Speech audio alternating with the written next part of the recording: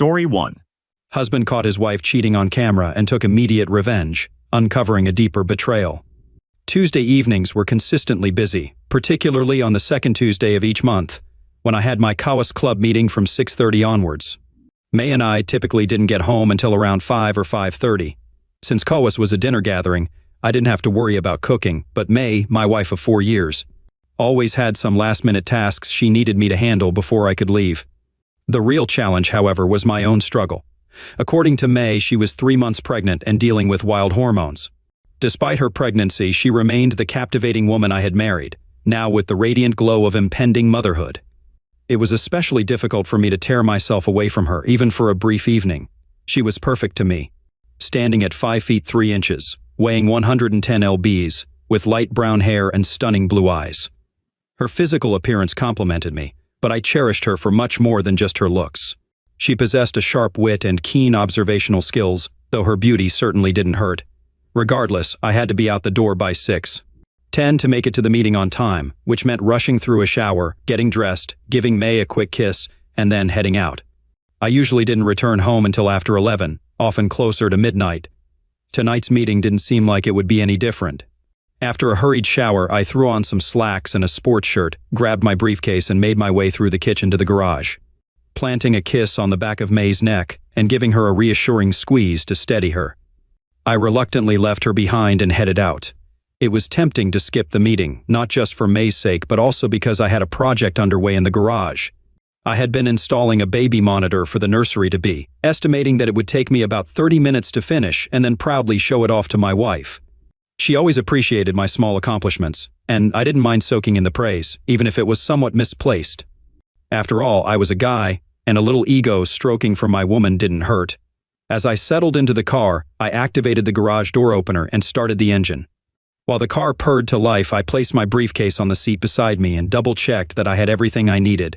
Cell phone, calculator, notebook, all accounted for. Then I reversed out of the garage and down the driveway, waving to May through the kitchen window as she washed dishes. She waved back as I reached the street. Before I could shift the car into gear or even close the garage door with a remote, my cell phone rang, halting all movement. As I answered it, greeting the caller, I glanced up to wave to May one more time, but she had already disappeared from view. The voice on the other end conveyed that I was caught at a good time. The caller informed me that tonight's meeting was canceled. Our president, Patrick, along with Everett and Jules, had been called out of town. With the key officers absent, it was decided to cancel this month's gathering. There was nothing planned for tonight unless I had something urgent. Needless to say, I was relieved to have the evening free. I simply reversed back into the garage, noticing that May's face hadn't reappeared in the kitchen window of our 3-bedroom home. She later admitted she hadn't left the kitchen, anticipating my return to surprise her. If she had been anywhere else, she wouldn't have heard me drive back into the garage.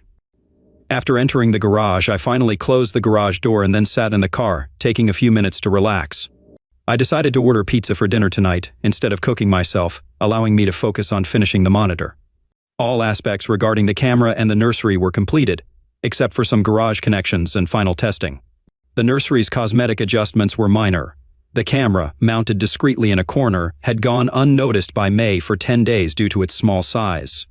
I'd attend to those tasks another time. May had mentioned casually how convenient a nursery monitor would be for checking on the baby while it napped, prompting me to wire the house accordingly. I also opted to install sound monitors in each room. The idea for the visual monitor in the baby's room came from seeing some equipment a friend was discarding. While the main controls were in our bedroom, I installed a secondary set in the garage where I spent a fair amount of time working, complete with speakers and an old TV, acting as the video monitor. This setup allowed for flexible monitoring of the nursery from anywhere in the house. As mentioned, the project was nearly complete, needing only a minor adjustment before I could surprise May and unwind for the night. I decided to try completing the work before relaxing in front of the TV or spending time with May. I stepped out of the car and began checking my work. After about 20 minutes, everything seemed to be functioning properly, so I began testing the sound feeds. Each could be controlled individually, or I could route them all to the 5 second-hand speakers above my workstation. Testing them one by one, starting with the living room, they all worked perfectly, with impressive sensitivity. I could even hear May showering in the master bedroom. I set them all to be live and feeding into the garage, then proceeded to make the final connections for the video monitor. I got somewhat lost in my wiring checks when I heard someone speaking through the living room speaker, sounding like May on the phone. Curious, I turned up the sound and found it to be perfectly clear. The $12 spent on the 5 speakers was indeed a bargain. May conveyed to Roger through the speaker that it would be appreciated if he could be there by 7. My wife's voice affirmed, "It's on, lover." In response, Roger assured May, "Okay, love, I'll see you then. Don't you dare be late. We won't have near enough time as it is, and no, don't figure on getting a repeat." After a brief pause, May giggled and hung up the phone. What was that about? Who was Roger? The only Roger I knew was Roger Jenkins, Crystal's husband. Crystal was May's college roommate and still her best friend. Roger and I got along well. He was a fun guy. I guessed he and May were planning something for Crystal. Well, I'd find out soon enough. It was only 15 minutes until 7. Abandoning speculation, I pressed the camera's on button in the baby's room and reclined with a satisfied smile. The monitor displayed the spare bedroom, where the camera focused on the queen-sized bed, surprisingly made up with turned-down sheets. It was the first time I'd seen May do this without expecting guests. Adjusting the video controls, I zoomed the camera in and out. At the widest zoom, everything in the bedroom was visible, except the corner where the camera was fixed near the ceiling. Leaving it at that setting, I critically examined the clear image, capturing the door, window, closet, and the well-framed bed. Content with my work, I started tidying my workbench, pleased with the sound and picture system I had created. Retrieving a beer from the old refrigerator, I relaxed in my $150 recliner, a garage edition my wife wouldn't allow in the house but fit perfectly in the garage. Almost finishing the beer, contemplating ordering pizza and planning to surprise May, the front doorbell interrupted my thoughts. A moment later, May greeted the visitor and expressed her impatience. She invited Roger to come in, mentioning they had until 10:30 before it was over. May assured him that until then, she was his all the way. The shock didn't come from the words, but from the husky tone in my wife's voice, a sound I only heard in our bedroom or on our way there. It was her closeness, her seductive voice. Choking on the last sip of beer, I sat up abruptly. The front door closed and May's voice continued, informing Roger that, judging by the bulge in his pants, she wasn't the only one who had a hard time. "It looks really good," she said, asking him to come over and give her a real hello. Roger responded, and a few grunts and moans followed. Then May's voice again, directing him not to stay there, but to come back to our room because she had it all set up for them. I felt sick to my stomach. It seemed like May was leading him back to our bedroom. Confused and unsure of what to do, my initial urge was to burst into the kitchen and eject Roger from the house. But what was the reality? I took a deep breath. It couldn't be what it sounded like. May and I were deeply in love, and I was certain she had been as faithful as I had been. While she teased me about admiring other women, I knew it was just harmless looking. I never felt the urge to stray, and we were compatible lovers. She always had everything she desired in our closeness moments. Multiple climaxes were her norm, and I made sure to satisfy her until she indicated otherwise. This had to be a misunderstanding on my part. She was my best friend, and we were expecting a baby together.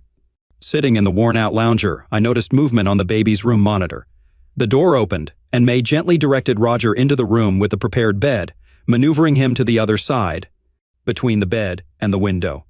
She swayed back to stand in front of the closed closet doors, looking across the bed at Roger and almost directly into the camera. May wore her worn-out Saturday-Sunday morning robe, reaching just mid-thigh. However, her hair was styled in a sophisticated bun atop her head, accentuating her slender throat. With just the right amount of makeup, she resembled a princess, except for the ratty old worn-out robe. On her feet were the high-heeled slippers I had gifted her for her birthday 2 months ago, although she wore them that evening, and I had complimented how they enhanced her legs. I couldn't recall seeing them outside her closet since then.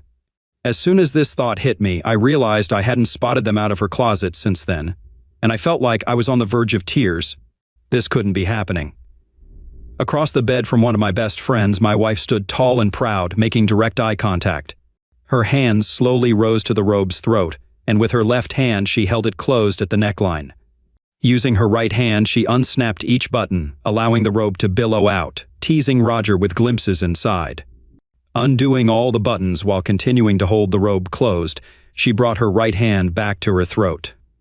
Using both hands, she slowly peeled the robe open, standing for a moment to let us admire the vision framed by the robe. Then, she let her hands drop, shrugging her shoulders, allowing the robe to drop and puddle around her feet. She was wearing the lingerie I had given her on Valentine's Day, which she had modeled for me on that special day. Since then, I had not seen it. Still maintaining eye contact with Roger, she raised a hand and gestured for him to come to her. As he turned around the bed, I observed my former friend's stunned face. He stammered that he was expecting to be with May tonight, but she had made it really special for him. He expressed how beautiful she was, mentioning, "God, but you are beautiful." They both disrobed. Suddenly emerging from my dazed depression, I knew I would need proof of the unfolding situation. After a moment of thought, I hastened into the now empty living room, working quietly and quickly. Obtaining a fresh SD card, I returned to the garage, connected it to the monitor, and switched everything back on.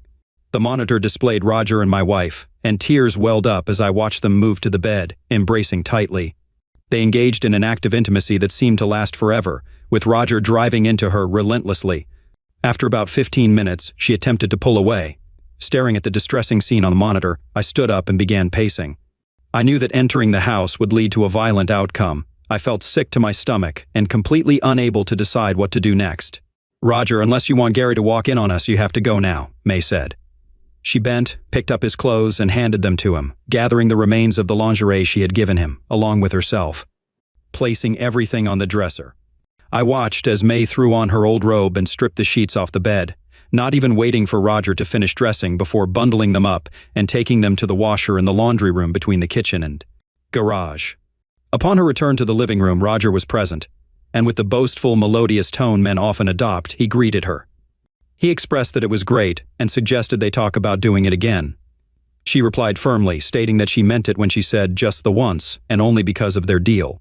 Roger acknowledged her decision, adding, "Perhaps for old time's sake too." He expressed understanding, saying that it was just for once, but if she ever thought about how great it was, maybe they could try it again. I heard the sounds of another sloppy kiss before Roger's footsteps seemed to fade as he went to the door. I could hear the impatience in my wife's voice and the little sounds she was making, but it didn't register at the time. Nor did the exhalation she made when she finally followed him to the door.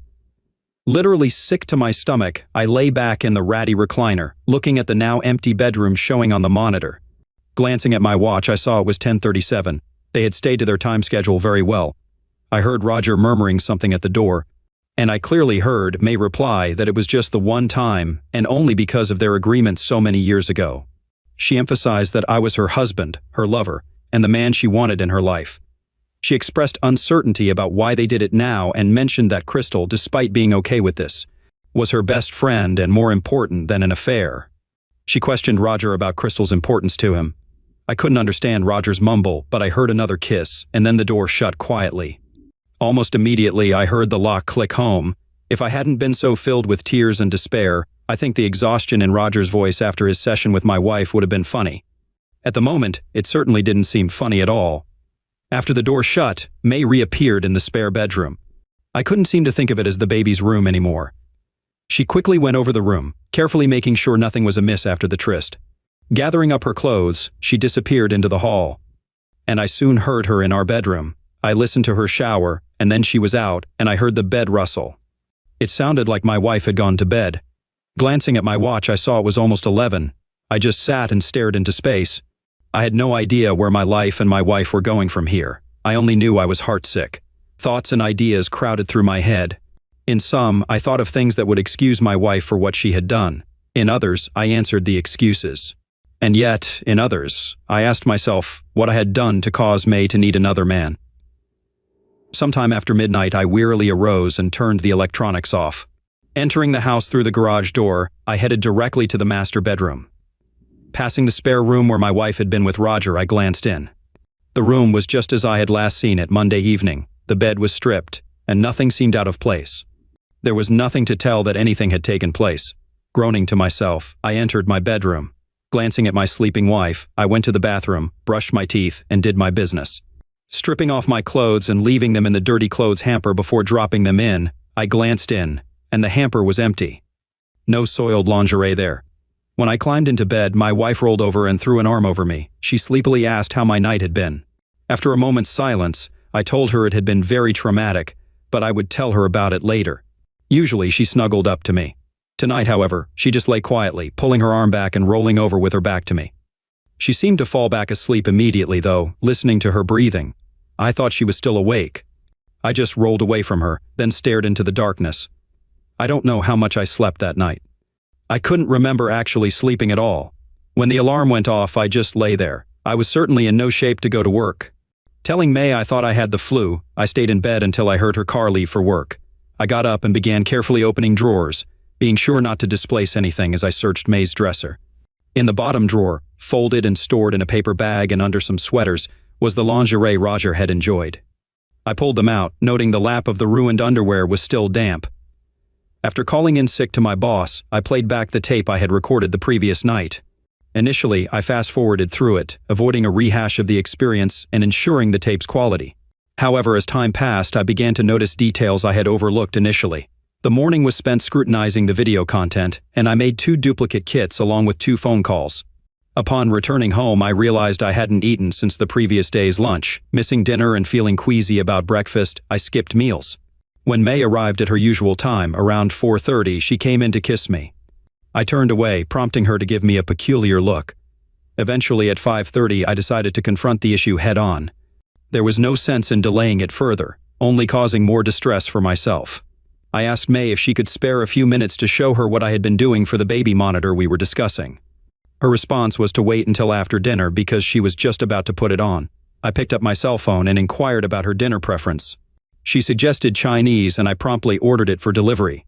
Then I brought her into the bedroom, demonstrating the controls on the console behind the door. I left the sound on, moving from room to room while communicating with her over the monitor. Although she couldn't respond, the smile on her face upon my return indicated that it was working better than planned. Turning on the video feature, I instructed her to wait and watch. I then stepped into the spare room and stood where she had been the previous night. I grimaced and mimicked a slow bump and grind before returning to our bedroom. She exclaimed, "Gary, that's perfect! When did you get this going?" I responded that I got it going this afternoon, actually, the previous night. She wore a puzzled smile, seemingly trying to recall when I had found time to set it up. I told her there was one more thing to show her and took her hand, leading her to the garage. I explained that since I spend a lot of time there, I thought it was a good idea to have a monitoring station to cover the baby when she has to go out. Then I activated the system in the garage. Recalling something from the night before, I added, "One thing, let me show you how it works." I inserted a USB drive into the TV. "Watch the bedroom and see what happens," I told her. Watching the monitor, we saw the same view as from our bedroom, the initial scene of an empty room, though now the bed was unmade. Then I used the remote to turn on the TV, and the picture immediately changed to show May on her knees before Roger.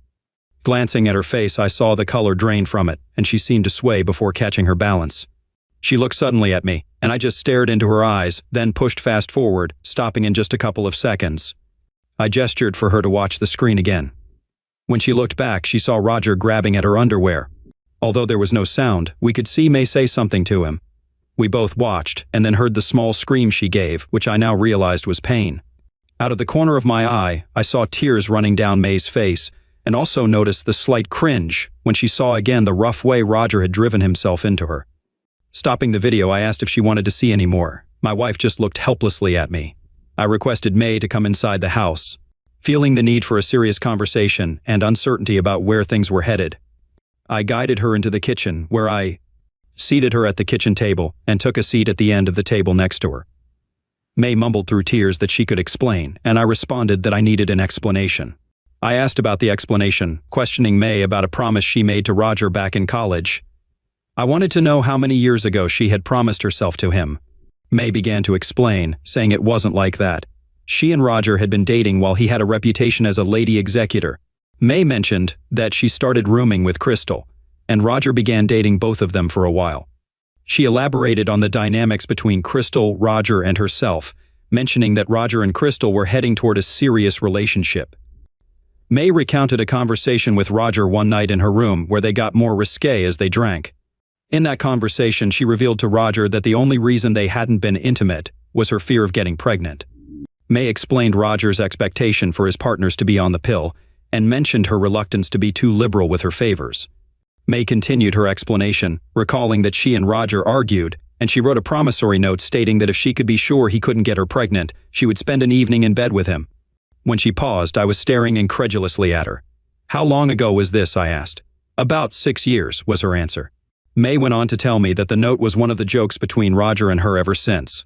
Then we broke the news of her pregnancy to Roger and Crystal 2 weeks ago, and after the initial congratulations, Roger and I had gone into their garage to look at a problem he was having. Once I was out of the room, Crystal had looked her in the eye and told her the promissory note must now be due. May was shocked that Crystal even knew about it, and stunned to discover that Crystal was taking it seriously. When Roger and I came back, I remembered a case of Dutch beer I had been going to bring to the cookout, insisting it would only take a few minutes to get something special. I left the other 3 there and went home alone to pick up the beer. While I was gone, Crystal had raised the topic of the note again. May was surprised again to find that Roger had apparently believed the note was going to be honored. He was quite indignant to hear May was thinking of welshing on the agreement. This was all taking place after 3 hours of steady drinking, the last she would have until our baby finished breastfeeding. May found herself agreeing to honor the old note before I returned. It had been decided between the 3 of them that she would entertain Roger last night.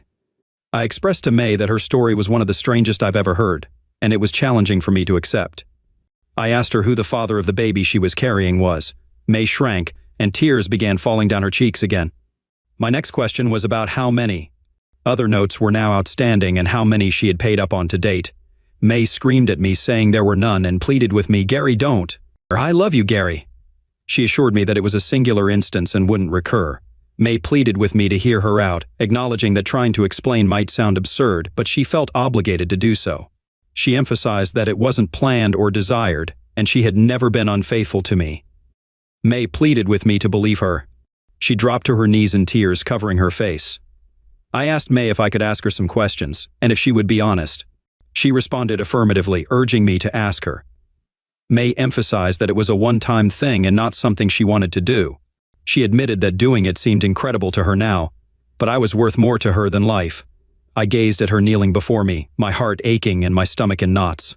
This was my best friend, the person I wanted beside me for life, but I had to know if she was who I thought she was. I asked May if she could have said no to this. She replied that she could have, but she felt her honor was involved. May explained that she was afraid to tell me, fearing that I wouldn't understand. She expressed that she felt if I were in her place, I would do the same thing. She clarified that when the agreement was made, she was drunk, but when she was sober, she didn't throw it out. When it was made, she didn't know me, and it wasn't something she did to cheat on me. It was something she promised to a friend so dear at the time in that place, and she believed it was right. After pondering, I responded that she could have said no after sobering up, but felt it was right and owed a debt to the man her friend became over these years. I asked if that was correct, and she affirmed it. I asked her to think carefully if this was something she was looking forward to, and she replied with a shout that after a while, she began thinking it wasn't real, just a joke. However, she realized it wasn't a joke, it was real. Staring into her eyes, I inquired about the past 2 weeks, whether she was looking forward to it. May took a deep breath and answered that she wasn't. She explained it was something she felt she had to do out of obligation, not pleasure.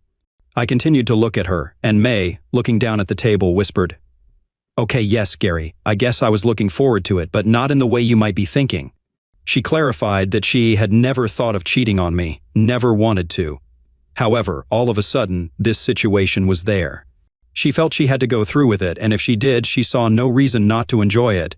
She stressed that she never felt it was something she had to do because I was not enough for her.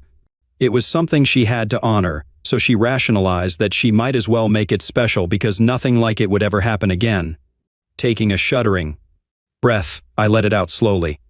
I brought up a memory about 6 weeks ago when I called May on my cell phone while driving back from a conference. We teased for a few minutes, and then I asked her to meet me at the Holiday Inn in Atherton. I suggested making it a weekend away from home, maybe having some fun. I asked if she remembered, and she responded affirmatively, mentioning it was a great weekend with a tremulous smile. I then questioned if she wanted to make that a great weekend for us, for me. May expressed, "What a question." Of course I did, and it was. We had a great time, giving me a genuine smile this time. I followed up by asking if she recalled what she packed for that weekend. She mentioned taking a nice dress in case we wanted to go dancing, which we did, and some comfortable clothes to walk in. I told her to wait a minute, explaining that I needed to turn the video on again to help her understand what this question was about. I turned and walked back to our bedroom, checking midway down the hall to ensure she was following me and she was still there. I powered up the bedroom TV and pressed play on the remote. The scene unfolded with May still kneeling before Roger. She rose and turned to the bed, facing the camera in the corner, capturing her actions. I inquired about what she was wearing, and blushing, May replied that she had on her white lingerie, the set from Valentine's Day. She mentioned that I had never seen her wear it for me except when she modeled it after I gave it to her. May explained that there had been no place to wear it and then paused, looking confused. I reminded her that she didn't wear it at the Holiday Inn. She changed into a peasant skirt and a white blouse. Later, she wore white cotton underwear and a bra, probably the same ones she had on now. I asked if she recalled what she wore to bed that night, and in a small voice she replied that she wore her Donald Duck t-shirt. Looking into her eyes, I questioned May about the holiday weekend, stating that she mentioned it was special, and the date with Roger wasn't. Yet I pointed out that she wore one of the handsomest things she owned, something I bought for us to share, with Roger, not for me. I inquired how special she thought she was placing me. May slumped her shoulders and just looked at me. I continued, expressing that if I didn't love her, we wouldn't be living in this house together. I emphasized that if I didn't think she was something special to me, I wouldn't be married to her. I recounted an unexpected call that canceled my meeting the previous night, leading me into one of the worst nightmares I could conceive. Roger, one of my best friends, if not my very best friend, showed up when I should have been in my meeting. My woman, May, greeted him at the door and took him to a room she had gone to some trouble preparing for a tryst, giving him a strip tease. I observed that she dressed her body to display something she hadn't done for me in well over a year. When I questioned her about it, she claimed the meeting wasn't important to her, but she'd gone to a lot of trouble dressing, putting up her hair, and applying makeup, something she hadn't done for me since Hector was a pup. This indicated to me that the meeting was crucial to her, considering it a treat she had to prepare for. It also suggested that her time with me was ordinary and of much lesser value.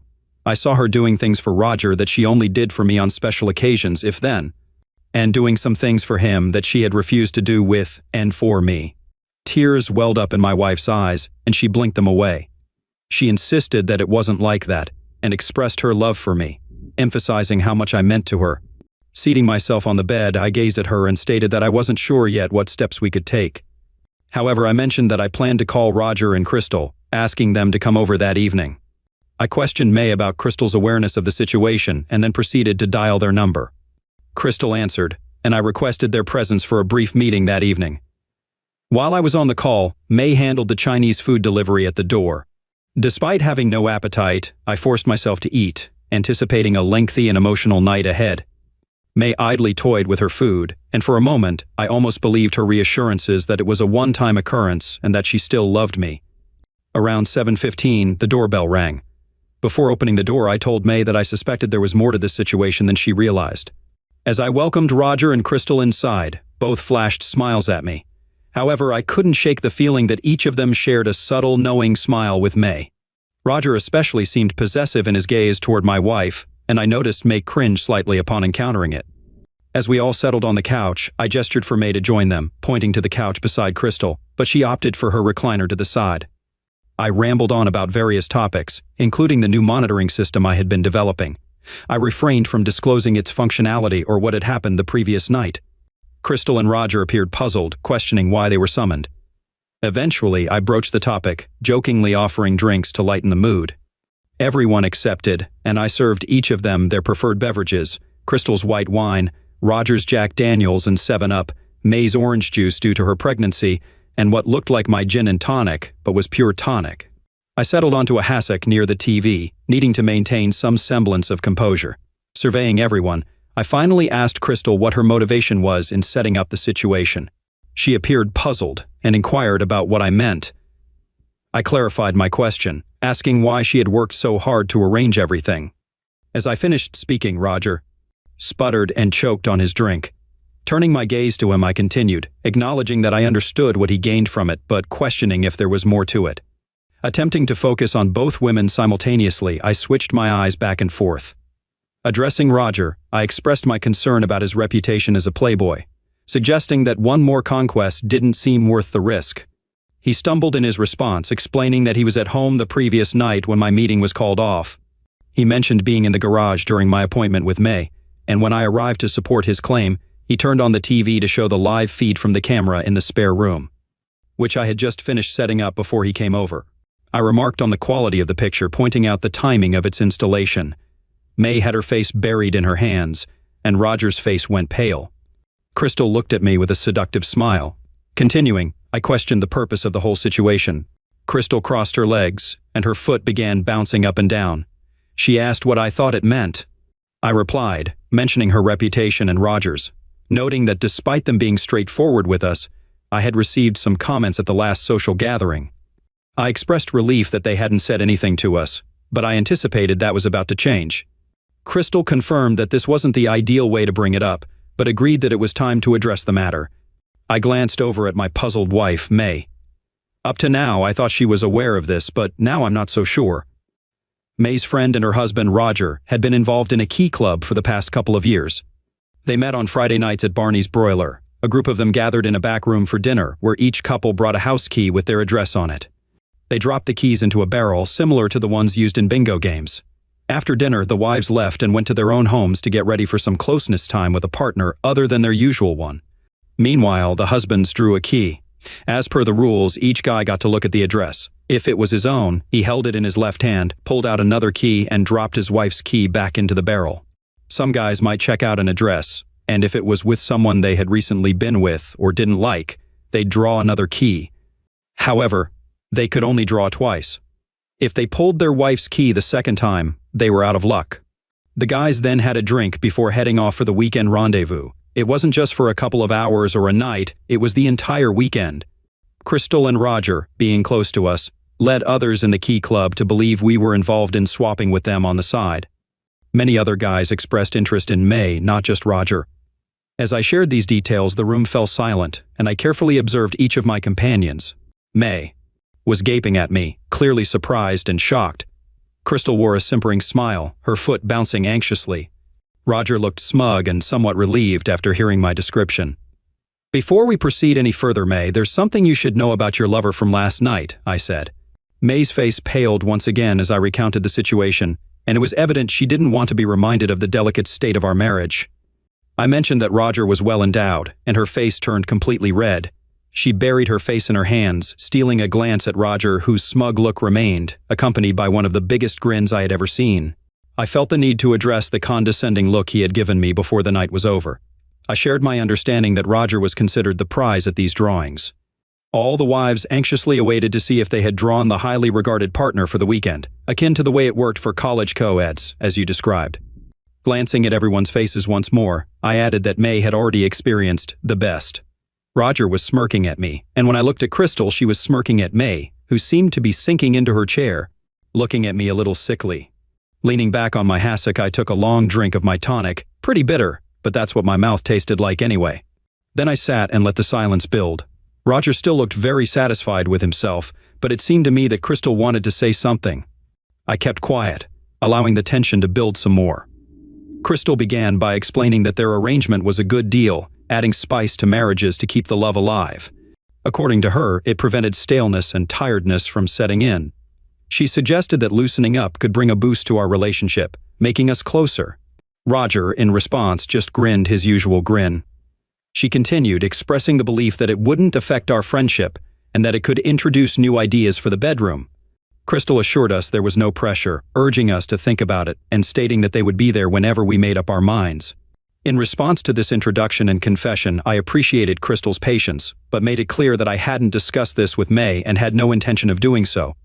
I expressed disinterest in swapping or seeking another partner for lovemaking. I highlighted that May and I were intelligent, well-read, and imaginative individuals who didn't need unconventional methods to improve our intimate life. I shared my hope for enjoying our life together for many more years. However, my tone changed as I addressed a more serious concern. I pointed out that Roger didn't practice safe sex, and this troubled me. I emphasized that May, now pregnant with our child, would need to visit the doctor to check for STDs, creating a difficult situation for both of us. I explained that we couldn't engage in intimate activities until she was checked and proved negative to prevent any potential transmission between us. I made sure May understood the gravity of the situation. Looking at our former best friends, I expressed a sense of betrayal, uncertain about which of them had angered me more. Regardless, I conveyed that we would have to halt our gatherings for the foreseeable future. I powered off the TV, ejected the USB drive, and handed it to May. She crumpled several sheets of today's unopened newspaper, lit a match, and set them ablaze in the fireplace. After adding the drive to the pile, we stood together watching the fire consume and burn, until only black ash remained where the thumb drive had been. Turning around, I observed that both Roger and Crystal were now unconscious. I remarked that the chemical had worked before making a phone call to Lopez. 3 hours later, at 11 p.m., the doorbell rang. Welcoming Lopez, I pointed to the two limp bodies and confirmed that the package was ready. Lopez inquired if I had something for him, and I gestured toward the two individuals on the floor. Lopez went outside and returned with 7 more men. They picked up Crystal, and as they moved toward Roger, I asked them to halt. Retrieving a baseball bat from upstairs, I stated that I needed just a few swings. Lopez nodded and Roger was placed on the ground. I explained my plan to target specific points, kneecaps, ankles, and the 2 sensitive areas, all done in a few swift moves. May stood there, mouth agape. I expressed a desire to hear screams, but acknowledged that Roger was unconscious. The group took him away, and Lopez returned to sit with me after 5 minutes, thanking me for the samples. I responded that it was my pleasure. May remained seated, her mouth still open.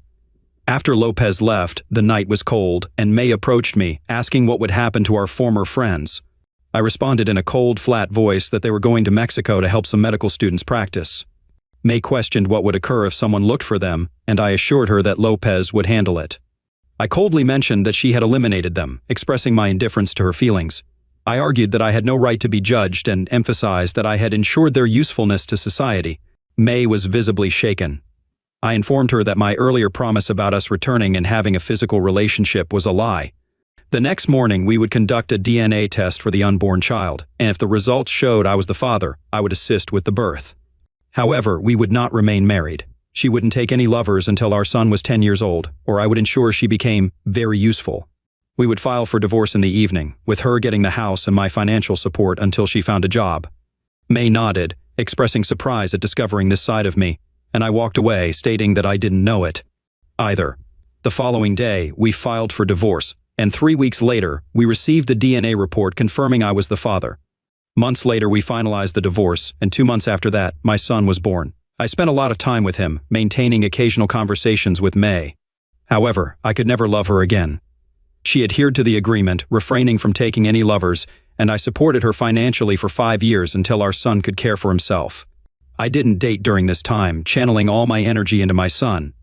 Lopez expressed his gratitude with a significant thank you gift, and no one came looking for the 2 samples I had sent. Story 2. I was ready to marry my fiancé of 6 years until a shocking video of him at his bachelor party revealed his true feelings and a betrayal I couldn't ignore. My partner, George, and I have enjoyed a wonderful 6 years together. We got engaged 2 years ago and have been planning to get married this year. He and I met when I was on a work trip to another country. Incidentally, it happened to be the first visit for both of us to that particular place. While exploring the place, when it started to rain unexpectedly one afternoon, I rushed to take cover in a cozy little coffee shop nearby. As I walked in, feeling a bit disheartened by the weather, my eyes were immediately drawn to a tall, attractive man sitting in a corner, completely engrossed in a book. Now, I'm not the sort of person who can just walk up to a guy and ask him out, so I just ordered hot chocolate for myself and settled at a nearby table, stealing glances in his direction. I guess he must have noticed me staring at him because he responded with a warm smile that instantly put me at ease. We struck up a conversation about our favorite authors, and from there it was like we couldn't stop talking. His enthusiasm for life was infectious, and I found myself drawn to his kindness and genuine nature.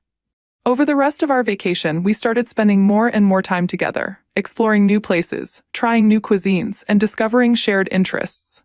What really amazed me about George was his ability to always see the bright side of things, even when things didn't go to plan. Being the oldest child in my family, I was very rigid when it came to planning out every single detail of my life, while George just went with the flow. It was liberating to be around him, and I think that is why I quickly fell in love with him. When we returned back here, we continued to be in touch.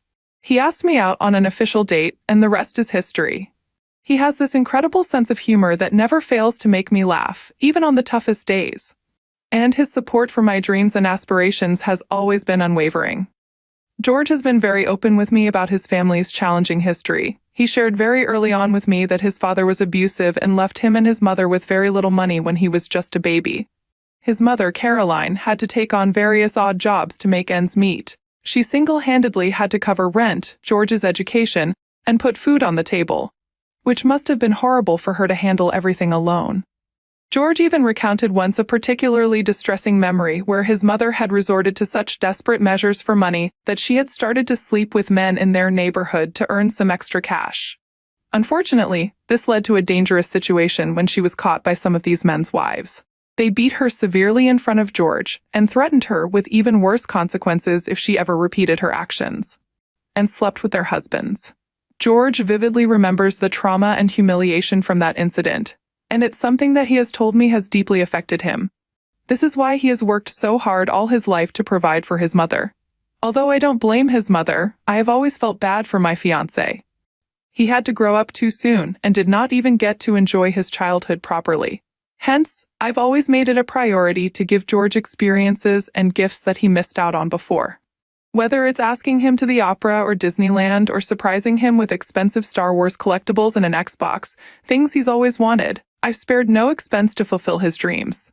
I'm fortunate to afford these luxuries not only because of my well-paid job, but also because I come from a comfortable background, with a home in my name and no rent to worry about.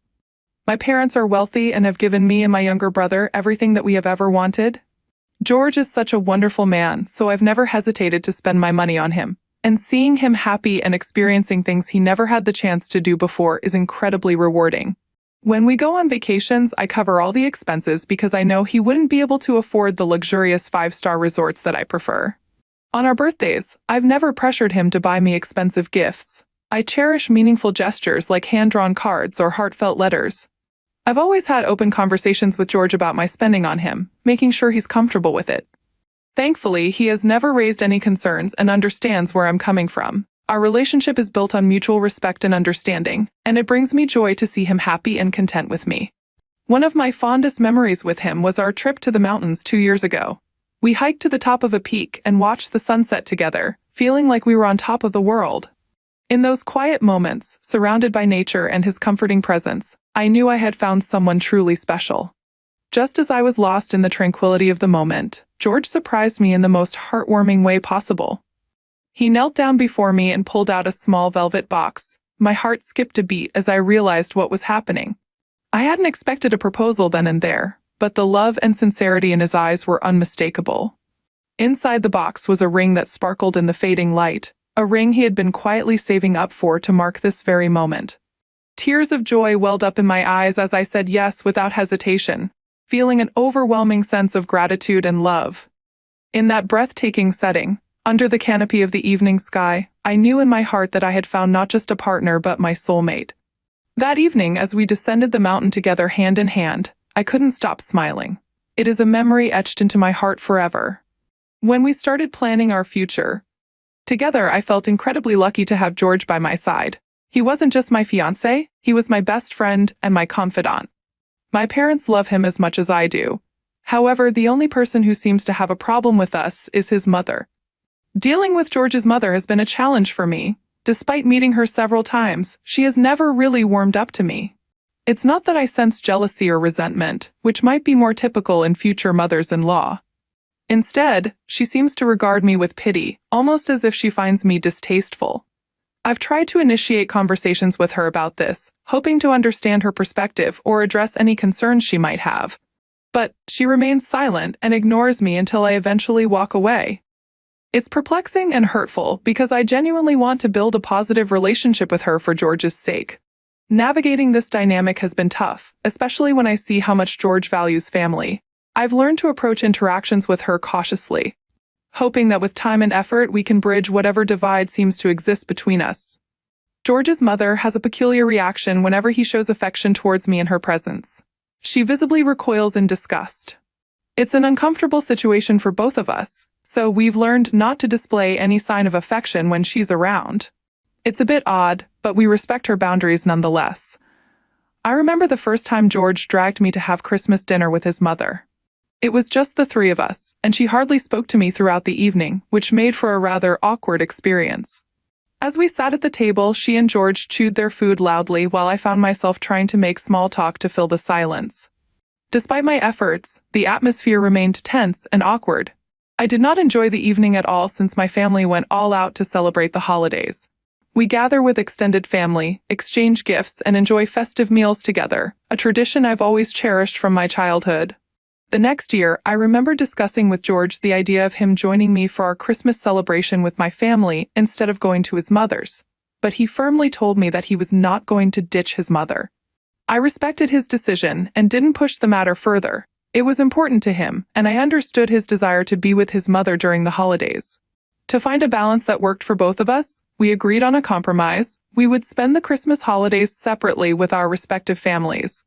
This way, George could enjoy the day with his mother, and I could celebrate it with my family. This solution has worked out and made both of us happy over the years. However, last year my grandparents passed away, and out of respect, my family decided not to hold our usual Christmas celebration that year. This is why I suggested to George that he and I spend Christmas evening with his mother. When I mentioned this to him, instead of understanding, he suddenly became defensive. He felt I should have informed him earlier and expressed concerns about his mother possibly feeling uncomfortable with me there. I was confused by his reaction, especially since I had never disrespected his mother, and it was still 5 days until Christmas, so he had plenty of time to inform her. It wasn't even like there was any grand feast to be planned, since she always just cooked spaghetti and meatballs, as this was George's favorite meal. I reassured him that if he was worried about his mother cooking for me, then I could handle my meal myself, and even suggested that we could pick something up so his mother wouldn't have to cook at all. And this would also allow her to take a break. However, George insisted that his mother wouldn't approve, and told me firmly that we should continue to keep our celebrations separate. I was hurt by his reaction, but I always respected his decision and didn't press the issue further. On Christmas Day, while George got ready to spend the day with his mother, I stayed home in my pajamas, watching movies in bed. I made video calls to my family and spent the day by myself. George returned home unusually late that night, but at the time, I didn't think much of it. Imagine my surprise when, shortly after the holidays, an old school friend who still follows me on social media reached out to me and asked if George and I had broken up. I was completely taken aback by her question and couldn't understand why she would even think that. Curious, I asked her if something had happened, which is when she sent me a screenshot of a photo where a woman was standing next to George. Both of them were standing close and smiling broadly in the picture. My friend went on to tell me that she knew this woman and followed her on social media, hence had immediately recognized my fiancé in her pictures. They looked too cozy together, so she wanted to ask me directly if I had perhaps broken up with George. As I zoomed in on the picture, trying to make sense of it, I noticed the familiar countertop behind them. It was unmistakably the same one in George's mother's kitchen. It hit me then that this photo must have been taken at his mother Caroline's place. My heart sank a little as I continued to scrutinize the image, noticing George in the shirt and trousers he wore during our Christmas dinner. The realization washed over me slowly. George had spent Christmas Day with his mother as usual, but what left me feeling uneasy was the realization that he hadn't mentioned meeting this mystery woman when he had chosen to spend the day apart from me, leaving me alone on Christmas. Also, it wasn't just about the photo. It was about the fact that he had never ever brought up this woman in our entire relationship, yet seemed really friendly with her from the photo. I asked my friend to send me the profile of this mystery woman, and she kindly obliged. I thanked my friend for her help and sat down to investigate this woman's profile. Luckily, her profile was open, so it didn't take long for me to find the picture of George and her together. She hadn't tagged him, but I noticed that George had left a comment, a red rose emoji under the post, indicating that he had seen the picture. I immediately took a screenshot, unable to believe what I was seeing. I felt numb, trying to recall if George had ever mentioned her to me, but it was clear that he hadn't. As far as I knew, George had no friends besides his mother, and he rarely mentioned any other acquaintances other than his CO workers. While I didn't mind if he had friends of the opposite gender, the fact that he hadn't told me about her struck me as odd. I decided to call my brother, knowing he could offer a perspective from a man's point of view. I didn't want to escalate things and cause a confrontation with my fiancé. Instead, I hoped my brother could help calm me down and make sense of the situation. To my surprise, my brother found the entire situation just as strange as I did. He advised me to confront George about it directly and stand firm if he tried to give any excuses. My brother emphasized that there was no valid reason for George to hide a friendship from me unless there was something suspicious happening. His words made me realize the seriousness of the situation, and I knew I had to address it with George to understand the truth. That evening, when George returned home, I served him dinner and waited for him to finish, trying to maintain a semblance of normalcy despite the turmoil inside me. He attempted to act cheerful, but it was clear he sensed something was amiss. Later, as we settled on the couch, I knew I couldn't delay the conversation any longer. I told him we needed to talk. I took a deep breath and pulled out my phone, showing him the picture that the woman had uploaded. I asked him who this woman was and why he had not ever mentioned her to me. George's expression changed instantly. His eyes widened in shock and his face drained of color. He stammered, asking how I knew about the picture, but I pressed him, demanding to know who she was and why he hadn't mentioned her to me before. George cleared his throat nervously and muttered that she was one of his childhood friends. My eyebrows furrowed in confusion as I pointed out that he had never once mentioned her during all the years we had been together. The silence that followed was thick with tension, leaving me waiting anxiously for his response. He then asked me if his mother had talked to me earlier, but I shook my head, puzzled by his question. I demanded to know what he was talking about. George let out a sigh and admitted that the woman in the picture was someone from his past, a childhood friend he had known a long time ago while growing up. He explained that his mother had invited her to Christmas dinner without his prior knowledge, and he was just as surprised as I was to see her there. George tried to reassure me, saying he didn't think it was necessary to mention her to me because she was simply a friend. As he had claimed, I couldn't help but notice his guilt and nervousness, which only fueled my confusion. When I questioned him about why he appeared so uneasy, he became defensive, insisting that he disliked such confrontations and that I should trust him enough not to ask such stupid and uncomfortable questions. I then asked him why he was standing so close to her, with his arms around her waist, and he shook his head and angrily got up from the couch, telling me that I was starting to sound childish and immature since it was just a photo his mother wanted them to take. He walked off without waiting for me to respond. I sat there trying to process what had just happened, feeling a mix of confusion and disappointment. Despite his attempts to downplay the situation, I couldn't shake off the feeling that there was more to the story. His reaction left me feeling uncertain and uneasy, unsure of whether I could trust his explanation entirely. However, the next day, George showed me his social media and revealed that he had blocked the woman in the picture. He assured me that he had taken this step so I could feel at ease and know that he was only mine. Despite my mixed feelings about his reaction the previous day, I managed a faint smile, appreciating his effort to distance himself from the woman and reassure me of his commitment. I did try to call his mother and talk to her about this matter, but she refused to pick up my call, so I just let this be. I didn't bring up this incident ever again. This year, George and I had already made plans for our wedding, including booking the venue and caterer well in advance. My parents graciously covered the entire expenses without any questions. We had decided on separate bachelorette and bachelor parties for the weekend. I had arranged for my brother to accompany George to his bachelor party, knowing that George didn't have many friends to invite apart from some CO workers. Meanwhile, my friends and I were preparing for a relaxing and rejuvenating 3-day spa trip.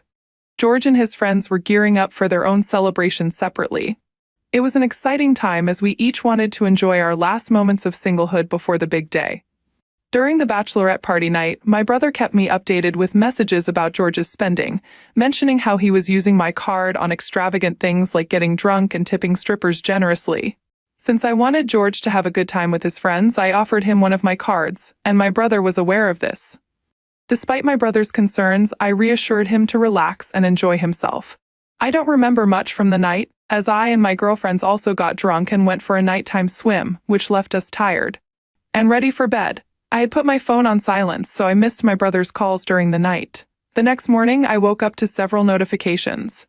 When I groggily opened my eyes the next morning, I saw the barrage of messages my brother had sent me overnight. There were multiple photos and videos, so I sat up in bed, curiosity piqued. At first, the videos showed George receiving lap dances from strippers. It wasn't great, but I figured it was part of the wild night out. However, as I continued watching, my heart sank. George was getting handsy with some of the strippers, clearly blacked out drunk, and making suggestive gestures. It was unsettling, but I tried to rationalize that it might be a result of too much alcohol. Then I came across the last video my brother had sent. It seemed to be recorded secretly from outside a room. In it, George, clearly drunk, was talking to one of his KO workers who was going to be the best man at our wedding. My fiancé was lamenting about how much he missed having wild sex and how seeing the strippers made him horny as hell. His best man laughed as George continued, saying that if it weren't for the money, he would have left my plain-looking vanilla ass a long time ago. My breath caught as the video ended. I felt a mixture of shock, hurt, and betrayal. My brother had sent several messages after that, asking me if I had seen the video and expressing his fury, saying he wanted to kill George for saying such horrible things behind my back. I sat there, staring at the screen, trying to process the overwhelming emotions crashing over me. I called my brother, needing more information about the video and where it was filmed. He explained that during the night he had been out on the hotel balcony smoking when George, his best man, and a few strippers came into the hotel room clearly drunk. My brother didn't want to disturb them, so he stayed outside, continuing to smoke. As the night progressed, the strippers gave George and his best man lap dances and performed other suggestive acts. After a while, the strippers left to go to another room. My brother then overheard George talking about me, so he decided to film it. He shared how this morning he had found George passed out in bed with a stripper and both of them naked. He told me that he was so pissed that he had immediately left, since he did not want to bash my fiancé's head into a wall and wanted to talk to me first about everything. Hearing this, a wave of nausea washed over me. I felt utterly betrayed and heartbroken. My brother's voice was filled with anger and concern as well. He assured me that he would support me in whatever I decided to do next.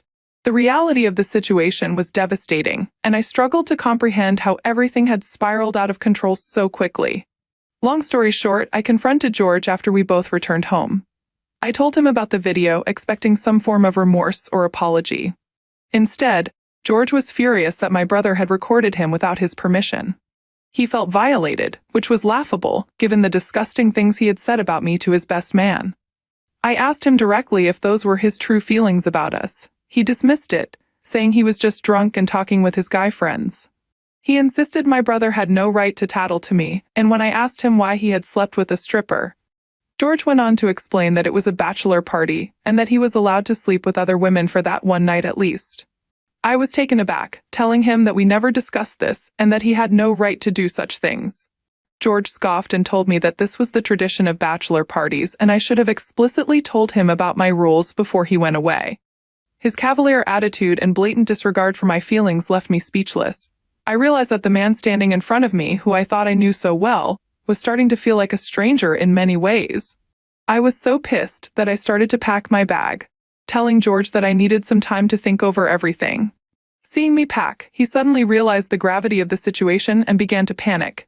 He begged me to keep a level head, insisting that he had never done anything like this before and had just gotten carried away this one weekend. He tried to justify his action, saying that we couldn't just throw our years of a relationship down the drain over one mistake. He assured me that he still wanted to marry me, no matter what, since I was the only one he loved. However, his pleas and justifications did nothing to calm me down.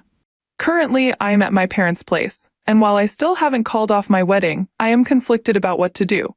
George continues to apologize to me every day. I feel torn between the love I have for him and the betrayal I can't ignore. My parents and brother have assured me that the decision is completely up to me, though I am sure my brother will be very disappointed if I go through with the wedding. IITA, if I call off my wedding, even though my fiancé says this was just a one-time mistake?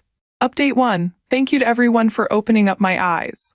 I feel like a fool for not seeing the truth about my fiancé sooner. It's true that I loved him so much that I was even willing to turn a blind eye to his continuous disrespect for our relationship. I honestly don't know if he actually had anything to do with the woman in the picture from last year, as I never found any further evidence. I realize there may have been other women over the years that I was probably unaware of, but at this stage, I'm not concerned about that anymore. The evidence I have from his bachelor party alone is more than sufficient reason for me to leave him. Also, George's mother has also tried to get in touch with me, which is very odd since she never even talked to me. She has sent me multiple voicemails and text messages, saying I'm putting her son in distress for something very trivial and that men do worse things in her relationship, so her son sleeping with a stripper should not be considered a deal breaker. Update 2. Since the wedding was already paid for, and even with cancellation, my parents were not going to get any refunds back, I decided to take this opportunity to publicly call out my fiancé in front of all our guests and end things with him, so he and his mother cannot twist the narrative later. In the days leading up to the wedding, George kept texting me about how much he loved me and wanted to marry me, but I felt absolutely nothing for him anymore. On the day of my wedding, I decided to reach the venue with my parents and brother by my side, who already knew of my decision to break things off with my fiancé. I walked down the aisle on what was supposed to be our wedding day, not in a beautiful white gown but in my casual clothes. At first, our guests seemed taken aback. The whispers and gasps of the crowd grew louder as I made my way to the front. George stood there dressed in his tuxedo, looking confused and increasingly anxious as he saw my determined expression. He asked me why I wasn't wearing my dress, but I ignored him. I reached the front as the room fell silent and everyone held their breath in anticipation. I took a deep breath, my heart pounding in my chest, and then I slammed the eviction papers into his hands. You have cheated on me, disrespected me, and used me for my money all these years. I thought you were just some special guy, when in reality you were just a broke man-child. The audacity you had to sleep with a stripper and call it a one-time mistake makes me believe you must have done these things a lot throughout our relationship. I feel utter disgust looking at you. Your mother clearly did not raise you well, and you are not fit to be part of my family. You have a week to move out of my house, otherwise my brother and my dad will be happy to kick your ass to the street, I said, my voice echoing through the room. I am done with you and your lies. George's face went pale, and his eyes wide with shock. The murmur of the crowd turned into an audible gasp. I felt a mix of empowerment and sadness, but I knew this was the right thing to do. My dad then stepped forward and announced, "Everyone from our side of the family is welcome to join us at the reception, where we will be celebrating my daughter's breakup from this cheating man. As for people from George's guest list, I must ask you to leave immediately." George's mother looked furious and tried to loudly say how disrespectful I was being towards her son and that George had been apologizing to me all along, but I was too pig-headed to forgive him. My mother, infuriated by her words, shot back, "No self-respecting man would have cheated on their fiancé. If you can't see how vile your son is, then you both deserve each other." George and his mother tried to quickly gather their things, feeling utterly humiliated, and left along with one or two of their CO workers who had come to attend. Once they were gone, the atmosphere shifted. We spent the rest of the day dancing and enjoying the feast I had envisioned for my wedding. My friends and family made sure I knew I wasn't alone. My brother pulled me aside and told me how proud he was of me for standing up for myself. His words made me feel sentimental because if you have a sibling, you know that brothers hardly ever give you any compliments. Honestly, I think humiliating George in front of everyone gave me back some sense of power that I had lost during our relationship. I feel like I have finally taken control of my life. Update 3. Hey, it's been a few weeks since my last update. For anyone wondering, George did try to contact me after the incident on our supposed wedding day to apologize for his mother's behavior, but I blocked him. Also, he moved out of my place without causing any issues, so I'm now back living at my place peacefully. Story 3. I'm Tom Jode, and my wife is Linda. Our paths crossed in college when I was 23 and she 21. At that time, I was in the Army pursuing a dual degree in economics and accounting, while she pursued a major in biology. My military duties were sporadic but hazardous. Our unit was tasked with discrete missions, often involving retribution against someone seemingly friendly. In essence, we functioned as assassins, with my specialty lying in planning and close combat. I graduated at 25, and 2 years later, I resigned from the Army to marry Linda. Within 4 years, 2 daughters arrived. I worked independently, handling accounting for local businesses and trading commodities from home. Linda, busy with the kids, later secured a position at a local college-affiliated laboratory after a decade of marriage. With both girls in school, I worked from home to facilitate Linda's return to employment, which she enjoyed. We resided in the house I grew up in, having bought it from my parents when they moved to Florida. Some of our Army missions offered the unit a chance at loot, which we divided among the members. Having some financial stability, we opted to celebrate one February. We went out with our neighborhood friends for dinner and dancing at a club. There were 8 of us, each with a babysitter for the night. Linda and I had booked a room at the hotel connected to the dance club. She looked stunning at 5'6", slim, with brunette hair, dressed in a blue silky dress. We had an enjoyable meal and a great time dancing at the club. During the evening, a group of 6 entered, including Mark Stevens, a prominent local team's all-pro linebacker. He was noticed by all the women at our table, accompanied by a lovely blonde woman wearing what seemed like a large engagement ring. Our friend June mentioned she was a cheerleader for the team, engaged to Stevens. After some time, Stevens focused on our table and approached. Without acknowledging me, he asked Linda to dance. I attempted to intervene, but Linda went along without a backward glance. Annoyed, I walked to the bar, passing by them. Linda seemed indifferent as I got a coffee. After 2 fast dances, a slow number played, and Linda embraced Mark. Feeling irked, I walked to the bar, ignoring disapproval from the women at our table. Linda, absorbed in her dance with Mark, didn't notice. When the slow number ended, they separated, and Linda walked back to our table. I stayed at the bar, sipping my coffee. Spotting me, Linda seemed flustered and sat next to June. Approaching them, I remarked that they seemed to have had their fun, though I may have gotten a bit carried away. June explained that it was just a bit of dancing, nothing serious. Feeling offended, I took a seat as June and Linda excused themselves to the ladies' room. When they returned, Linda wasn't with June. Curious, I asked where Linda was, and June informed me that she had left with Mark. Shocked, I rushed outside and saw Linda getting into a red Escalade, which then drove off. Back at the table, June addressed the others, questioning if they were aware of Linda's actions. I suggested to June that she should let Linda have her night and that she would likely return the next day. Frustrated, I asserted that I didn't need Linda to come back and declared that our relationship was over when June talked to her. This proclamation caused a stir at the table, with some thinking I was too harsh. Angrily, I snapped at them, expressing my desire to have nothing to do with any of them, considering they knew what was happening but didn't warn me. As I headed towards the coat check desk, I noticed a blonde woman at the table with the others who had come with Stevens. She was in tears, so I approached and asked if she was his girlfriend. She confirmed that she was, but clarified that it was no longer the case. She revealed that they had gone to their house on Cherry Lane, and he had promised not to do such things once they were engaged. Apologetically, she mentioned that he would likely be finished with Linda by morning and would drive her home, enjoying gloating at the husband. The other 2 guys, one black and one white, took offense, but I ignored them. I handed May my business card and told her to give me a call. Despite her tears, she smiled, and I walked away. I retrieved my coat but left Linda's, then went to the hotel room and took my case, but left Linda's. I checked out. While driving home, a fully formed plan came to me. This had happened to me while I was serving, and it's why I was alive now. It's a shame a plan hadn't occurred to me then. Before Linda left, I parked my car in the garage, engaged the security system, and retrieved a rope stored in the basement. I undressed, put on a black Under Armour suit, a black hoodie, dark gray sweatpants, old sneakers, and 2 sets of gloves. I also grabbed a baklava mask.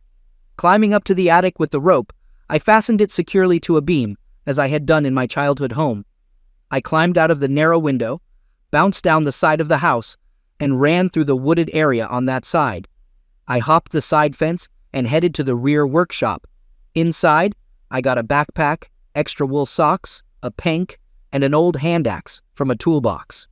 I packed everything and grabbed my bike, pedaling toward the river through the woods, across the river bridge, and up toward Cherry Street. Spotting the house with the football statue and a red Escalade, I used the axe to break the passenger side window, triggering the alarm. I hid behind a porch pillar, and when the door opened, I swiftly dealt with the man with 2 blows of the axe. Returning inside, I closed the front door, turned, and jogged off. I jumped the stone wall, retrieved my bike, and took the wool socks out. I put the axe, knife, gloves, and shoes inside the backpack, zipped it up, and mounted up, riding away toward the river. Near the bridge, I stopped and tossed the entire backpack as far as I could into the fast-moving river. There had been rain the day before, and the river was moving fast. Riding my bike back home through the nearby woods, I let myself inside the workshop. I changed my socks and switched to another pair of sneakers. Spraying an ammonia solution on the bike handles and pedals, I wiped them clean. Jogging back, I hopped the side fence and climbed up the house's side, which proved to be more challenging than expected. Nevertheless, I made it and scrambled through the small window. Pulling up the rope, I wound it and wiped the windowsill with a rag. Trotting down to the basement, I used the rope to remove all my clothing, including the mask and undergloves, and put them into the washer. In the basement bathroom, I showered for an extended period, washing everything twice.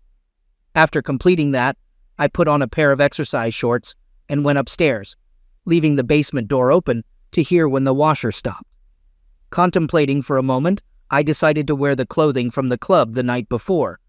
Returning to the basement, I transferred the wet clothing to the dryer. Going upstairs, I made a snack, had a shot of whiskey, and sat for a while, reflecting on things. When the dryer stopped, I took the clothes upstairs, putting them away. The baklava mask went back into the closet where I had initially stored it. Glancing at the clock, it was 2:50 a.m. The entire sequence, from entering the house after the club to this moment, began at midnight.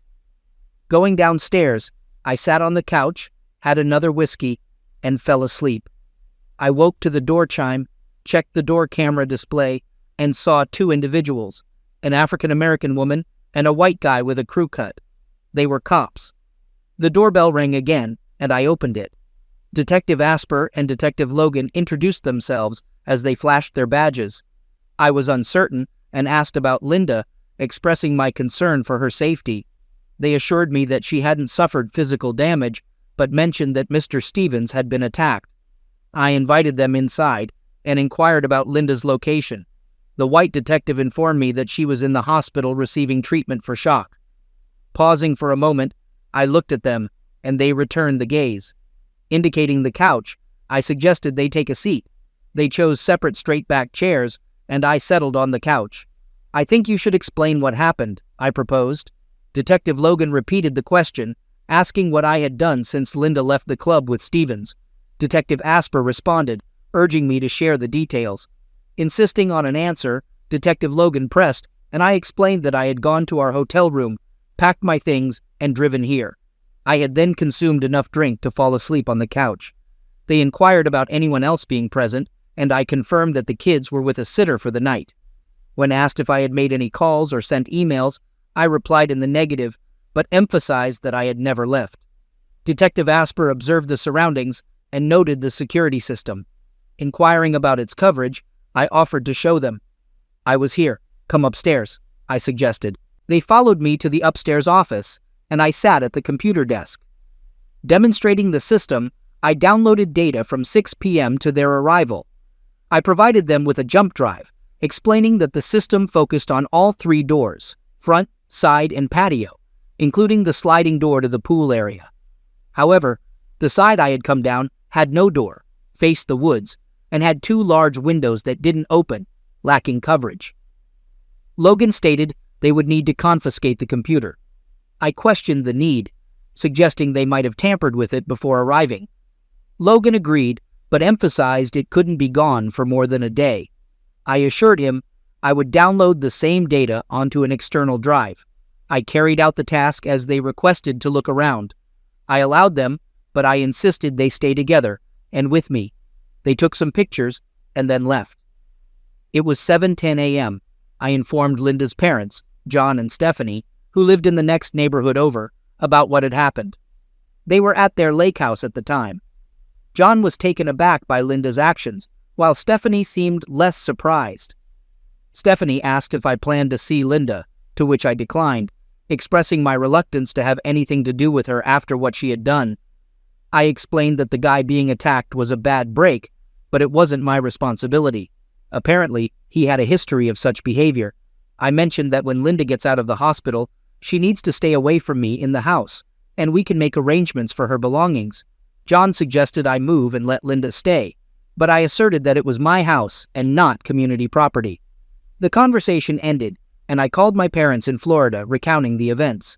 They too were shocked by Linda's behavior.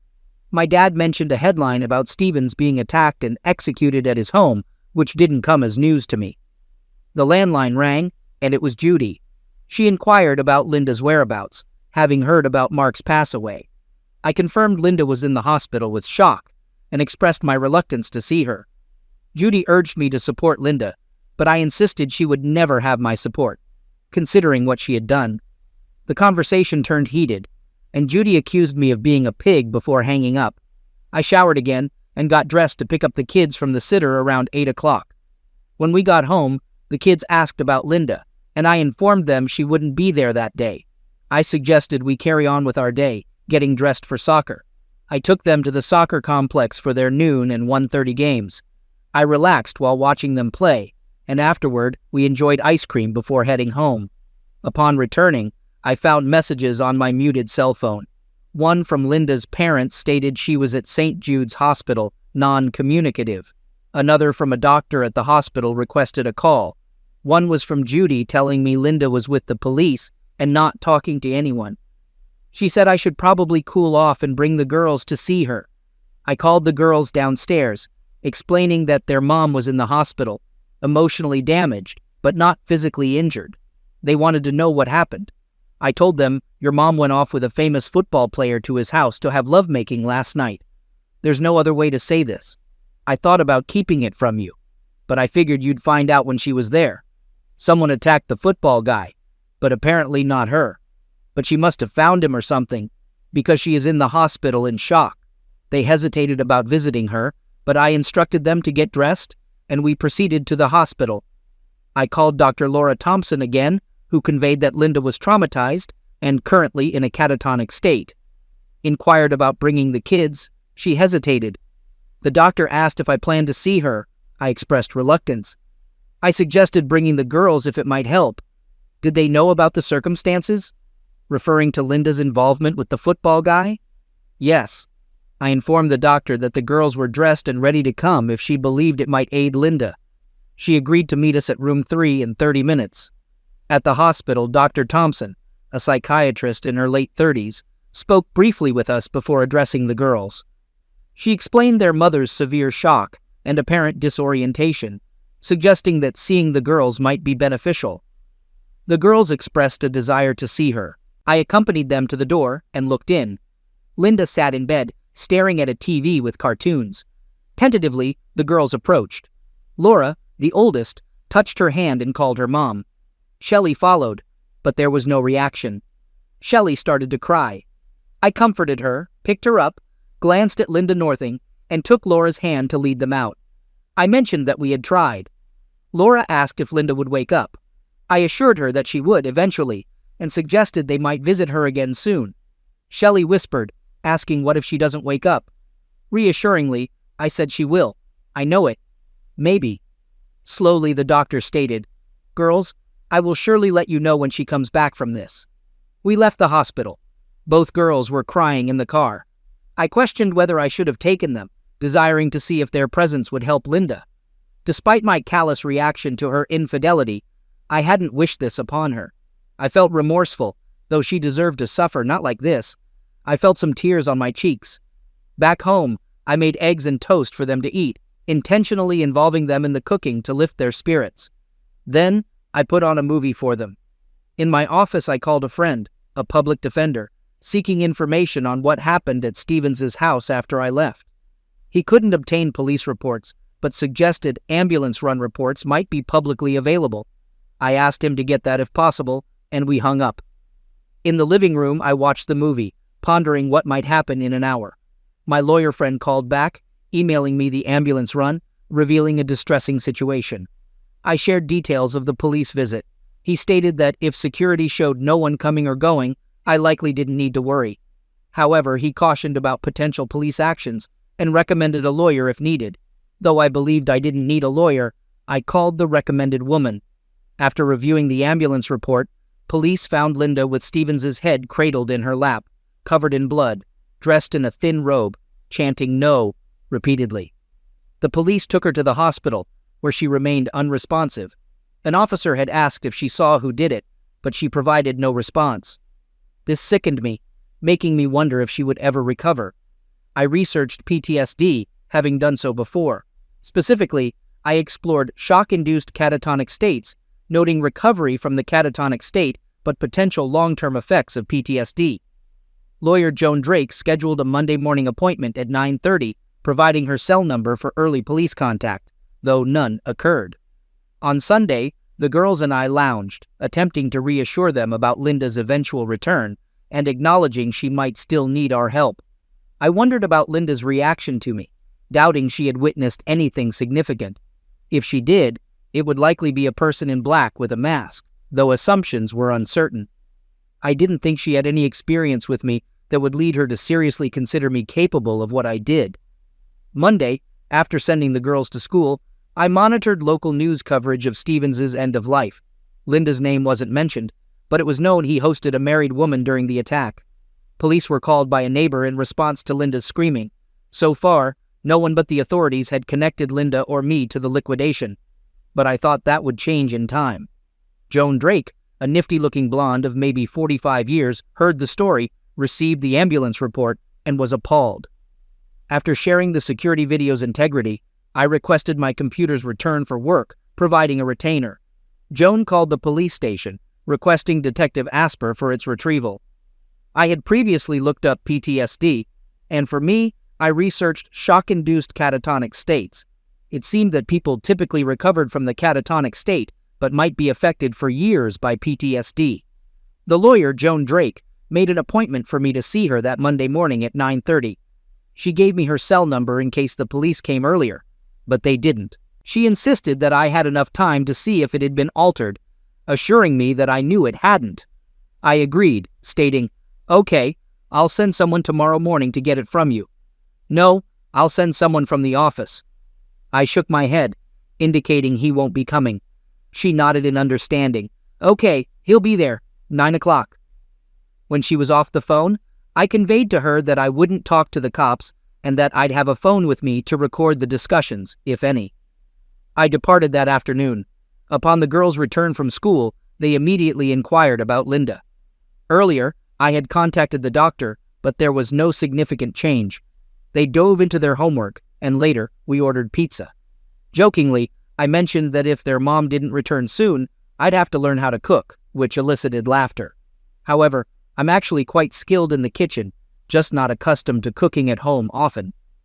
When Laura's sister went upstairs, Laura inquired about my willingness to forgive Mom for her involvement with another man. I responded that, at the moment, I simply wanted her to get better. Shortly after, the landline rang, and Jim Beeman from the newspaper identified himself as being from the Trib. He conveyed, "We have information suggesting it was your wife Linda who was with Mark Stevens when he was executed. Can you confirm that?" Expressing a preference for the matter to remain private, I elaborated on the potential consequences for my two youngsters in school. Jim proposed, maybe if that information were to come out. Reluctantly, I confirmed it and was questioned about my feelings regarding the pass away of my wife's lover. Acknowledging the situation, I stressed that any damage to my family resulting from their publication would lead to legal action against him and his paper. Jim asserted, "This is going to come out, Mr. Jode. I can't prevent that." Observing a TV truck parked in front of the house through the window, Channel 7, I conceded, "I see a TV truck. I suppose you're right. Sorry, I have to go." A knock came at the door, and checking the camera feed, I noticed a young woman with a microphone. I communicated over the intercom. "Leave. You're trespassing, and I will call the police. Is your wife there, Mr. Jode?" I called the local precinct and requested assistance in removing the press from my front porch. They responded, dispersing the group of 6 people, but the trucks remained, totaling 4. Next, I called the doctor and urged her to secure Linda before the press invaded. I also discussed relocation and adjusting the girls' schooling with them. However, they insisted on continuing to attend their current school, even if they had to live elsewhere. I said I'd consider it. I contacted my lawyer Joan seeking advice. She agreed to issue a statement to the press to alleviate the situation. The statement, issued through her office, expressed our desire for privacy, stating no comment on the rumors about my wife and no future comments. It warned that the media's continued presence outside the house would be actionable if it damaged the family and requested the trucks to leave. Meanwhile, Detective Asper and her commander announced a press conference for 7 p.m. Watching it, the police disclosed that Mark Stevens had been attacked and executed with a sharp object outside his home. Although a woman was inside the house at the time, there was no indication that she witnessed the attack. The investigation was ongoing. The initial query revolved around the woman's marital status and whether her husband was a suspect. Detroit Rasper remarked that, given everyone knew her name, it was assumed she was married. He stated a thorough investigation of the husband revealed no indication of his involvement in the attack. In fact, he appeared to have been at home all night. A reporter, situated some distance from the scene, inquired about other women, particularly married women and their husbands. The police acknowledged systematically investigating claims of Mr. Stevens seducing married women, finding some truth to it. Stevens seemed to have taken several married women while their husbands were present, prompting further investigation. Commander Johnson interrupted, concluding the proceedings, and announced that any additional information would be shared before the Wednesday briefing. The police departed amid shouting. I arranged with the girls' school to have their work delivered or sent electronically for the next few days. I called Linda's parents, advising them to be wary of the press, though none were present, at least for now. They had also vanished from our street. On Tuesday, the doctor called, reporting Linda's responsiveness, and the police were with her. I informed her parents and took the girls to the hospital.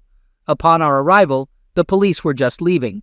Detective Asper expressed a desire to talk to me, and after meeting with her, I agreed.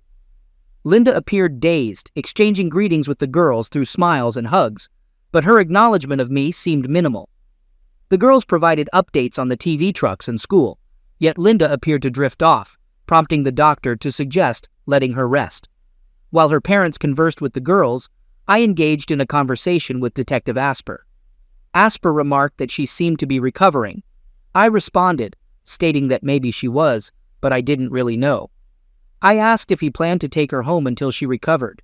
Asper mentioned that after her recovery, he was sure they would be separated. I suggested that he should give her a break and questioned what more punishment she could receive than what had already happened. I clarified that for me, it wasn't about punishment, but about respect and trust. I expressed that I would never trust her and I would never respect her, noting that the feeling might be mutual.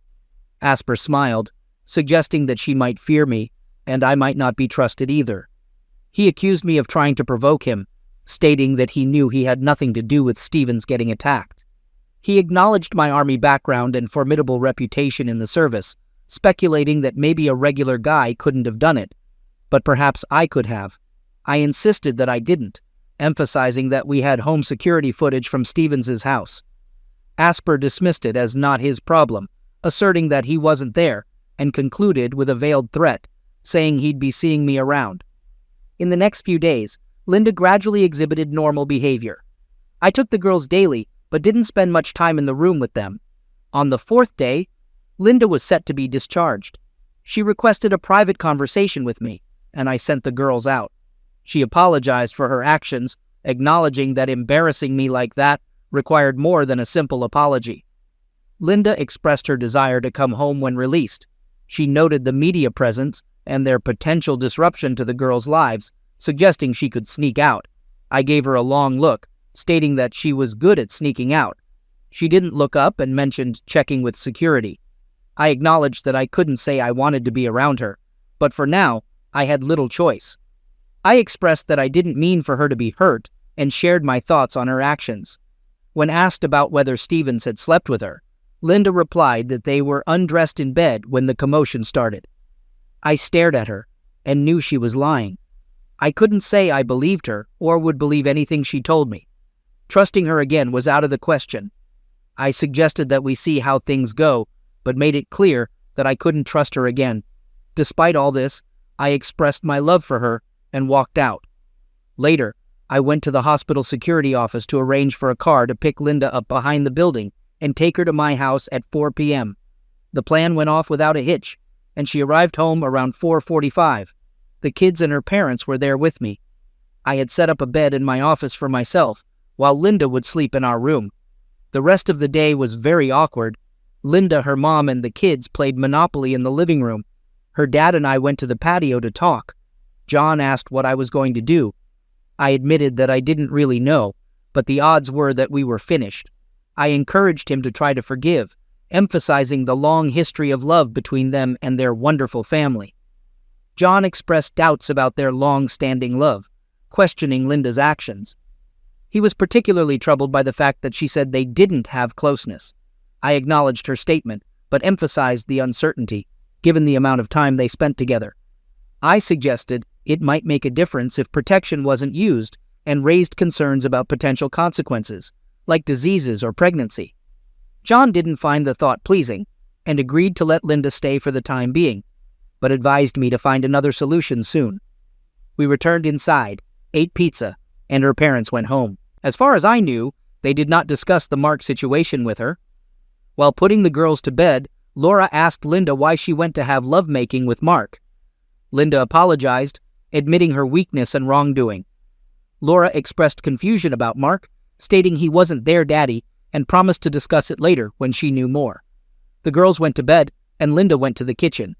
I followed about 10 minutes later, making a call to my public defender friend about the autopsy report. He confirmed it was a public document and agreed to get it.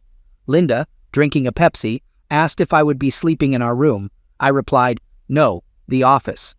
She welcomed me any time but acknowledged the uncertainty in our future. I expressed skepticism, and she suggested being patient, emphasizing that it all happened in the past week. I climbed up to my office and went to bed, but didn't sleep well. I woke up at 5 a.m., made coffee, and received the autopsy report from my friend. Reading it carefully, especially the analysis of the injuries, revealed evidence of ejaculate and female secretions on Stevens's phallus and scrotum. It seemed Linda had lied about not having closeness, a belief I held due to the timing of her presence at the scene, about 2 hours before the exterminating. When she descended, we got the girls off to school, almost like usual. They were a bit subdued, though. While driving them, I spent a good amount of time reviewing my options. If it hadn't been for Linda's illness, I would never have allowed her back into the house. But there were advantages to that, including making things a little easier on the girls if things settled down. Just as I entered the house, another TV truck pulled up outside, and a young woman got out, shouting if Linda was at home and if I forgave her. I smiled, waved, and warned her not to come onto the property. I went inside. Linda had made some biscuits and offered me one, which I took. She informed me about a TV truck outside, expressing uncertainty about whether they knew I was there, and suggesting that maybe they shouldn't. I inquired about what the TV crew wanted, pointing out that they had already published my name and details about my activities at Mark Stevens's house. Linda questioned if they could cause more damage, and I acknowledged that they probably could think of something. I looked at her, contemplating what to do. She questioned if I meant about her or about us. I clarified that I wanted her to write down exactly what happened last Friday, from when the confrontation occurred until she ended up in the hospital. I suggested it didn't have to be immediate, but I wanted it soon if possible. Linda agreed to try, acknowledging that it might be traumatic, and mentioned the need to call work to check if she still had a job. I questioned why her job would be at risk for cheating on me, expressing doubt that her workplace would care. She explained she had been off for a week and called her workplace. They allowed her to put the week on sick leave and the next week on vacation time. She then went to her bedroom typing on her computer. I left her alone and went to my office, where I started researching the autopsy material. I ensured that I would receive the results of the tests done, but it might take a few more days. Despite the situation, Linda seemed to be attempting to behave normally around me. I acknowledged this, but believed she must have questions about what happened. Our routine continued for 2 days until I got the test results from the autopsy. Linda's DNA coital secretions were identified on Stevens' phallus, so she lied about the lovemaking for sure. I was waiting to see what she wrote to me about what happened, but I just couldn't see continuing life with her as my wife. After dinner the next day, Linda came into my home office. I finished writing here. She handed me a printout. I read what she wrote. Linda apologized, expressing regret for her weakness. She recounted the events at the party, explaining that when Mark asked her to dance, she felt thrilled due to his captivating presence and reputation. While dancing, she didn't think of anything else. During a slow number, she found herself at his mercy, pulled to him, and felt his size and hardness. She admitted that at that moment, she would have slept with him right there, captivated by his attractiveness. Mark suggested slipping out the side door to go to his place, promising her the coital experience of her life, a proposition she believed. When the dance ended, and I wasn't at our table, she arranged to go to the women's room with Jay. When I returned, she could sense my anger, but thought I would get over it in time. Desiring Mark, she went out the side door, and they drove to his house. Mark kissed her, carried her upstairs to his bed, and they slept together. She cleaned him and performed another closeness act, but a car alarm interrupted them. Mark left, instructing her to wait. Looking out the window, she couldn't see over the porch roof, but noticed someone in black running away and jumping the fence. Linda found a robe, went to the front door, and discovered Mark lying in the driveway with a bashed-in head. She felt guilty, as if it was her fault for sinning. The police arrived and she ended up in the hospital. She apologized for everything, expressing love and confusion about her actions. I looked up at her, tears streaming down her face. She asked if I was the person she saw. I clarified that I was at home all night, drinking and regretting the end of my marriage and the changes that would come to my family. I admitted to having hate, but assured her that the police confirmed my presence with the security tape. She acknowledged what they said, but I interrupted, expressing my belief that Stevens got what he deserved. She disagreed, saying he didn't deserve that, and emphasized that he was nice and had an impact on my life. I replied that we didn't need to go there, stating that I would never be able to love her again, maybe not at all. I pointed out that the person I thought I married would never have done what she did. I questioned if the lovemaking was worth what was lost, for both of us. I acknowledged that the lovemaking was spectacular, but not worth the consequences. I reflected on the possibility of coming home the next day if things had been different, but with Stevens dead, I felt screwed up for good. She affirmed that I executed him and promptly ran out of the room. Under my breath, I muttered that she executed him. Following that, our relationship turned extremely cold. I made a firm decision not to attempt to convince her of my innocence or to mend our relationship in any manner. I also resolved never to admit to her what had transpired, as I assumed that if I did, she would immediately betray my trust to the authorities. She had just admitted that, had Stevens not been executed, her reckless night would have been worth facing the consequences. Maybe not in those words, but still. I filed for divorce. A few weeks later, I asked for custody of the kids so they could stay in the house. Linda still had her job, so I asked for no alimony, but also no child support and liberal visitation. Linda had recovered sufficiently that I insisted that she move out. She went to stay with her parents. I had her served there. Soon after, her father called. He wanted me to withdraw the papers, said Linda was distraught. I told him that she deserved to be distraught, and she should get a lawyer. He was quite angry, but I didn't know if he was angry with me or her. He inquired about visitation, and I informed him that she could come over any night and stay until they went to bed. Linda visited the next day at 5 o'clock. I had prepared macaroni and cheese, and we ate with the girls. We played board games with them and put them to bed. After that, Linda expressed a desire to talk, but I declined. She insisted that we needed to work things out for the sake of the girls, suggesting that they would have to adjust if we were apart. She proposed finding a place where they could visit, emphasizing that the sooner we worked out the divorce, the sooner I could have a visitation schedule. She pleaded, expressing regret for her mistake and professing her love. I rejected the idea, stating that there was no way we would stay married after her open involvement with that man. I made it clear that it was time to move on. Linda began to tear up, quietly crying. Despite feeling some sympathy, I was not sorry enough to change my mind. Our marriage was over. The divorce went through. We worked out a joint custody agreement, and Linda had an apartment with a big second bedroom for the girls.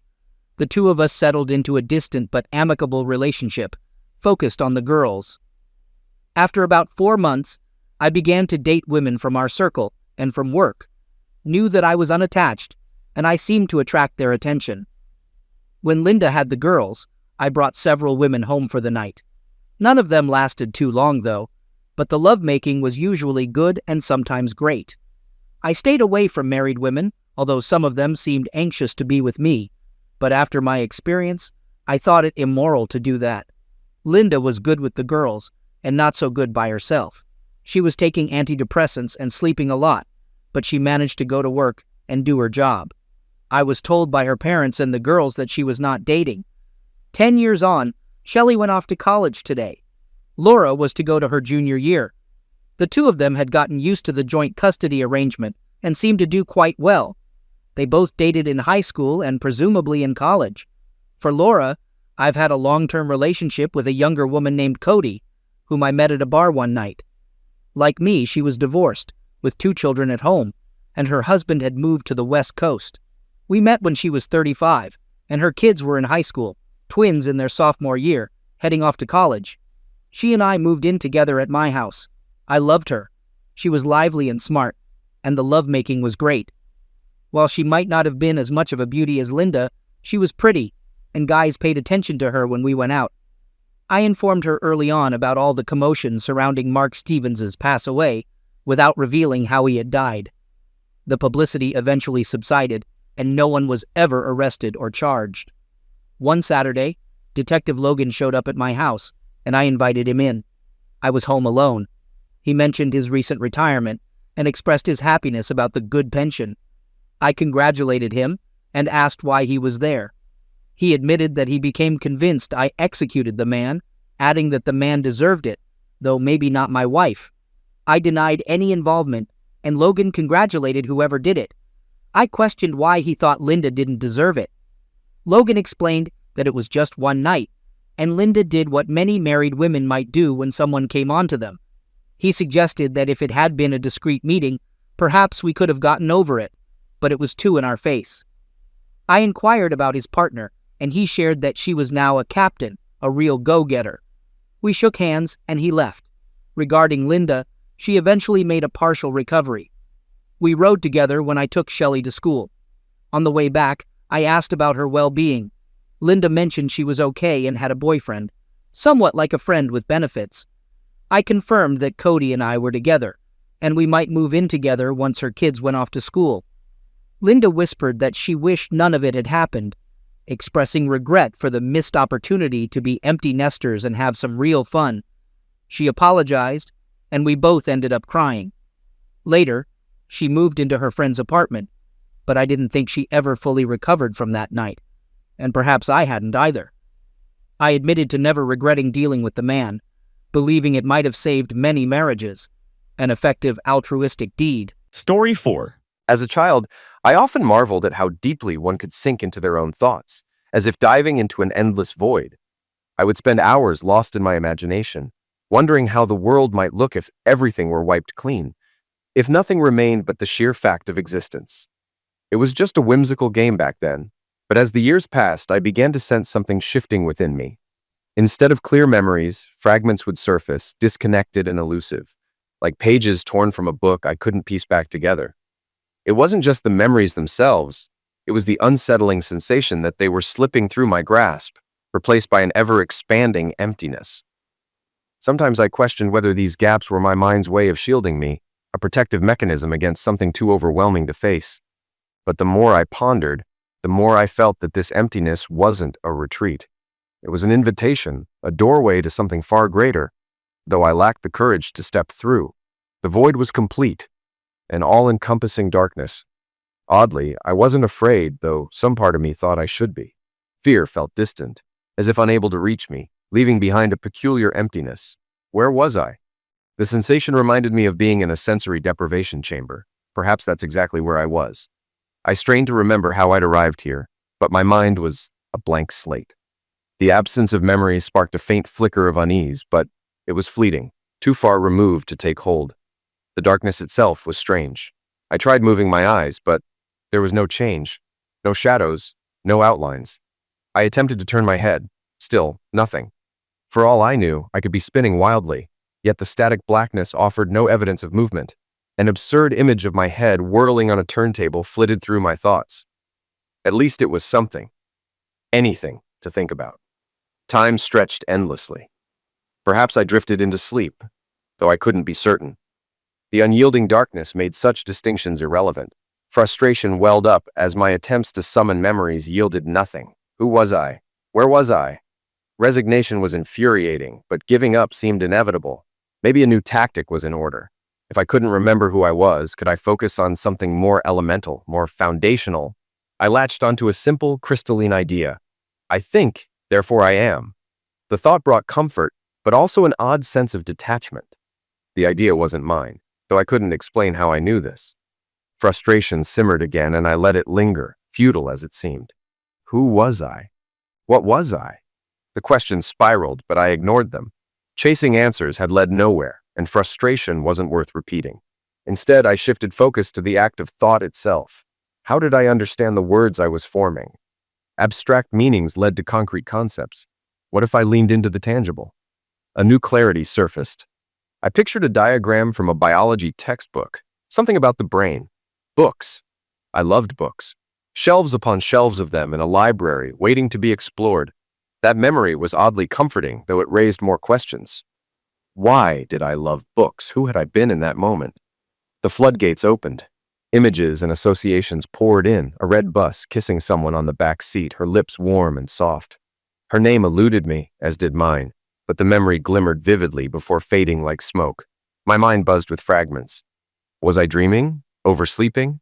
The scattered pieces felt familiar yet intangible. My thoughts ricocheted unpredictably. Roads, cars, words, concrete and abstract blurred together.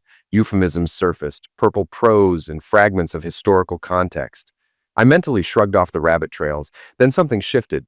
The void, so uniformly black, revealed a tiny, flickering point of light. I stared, mesmerized.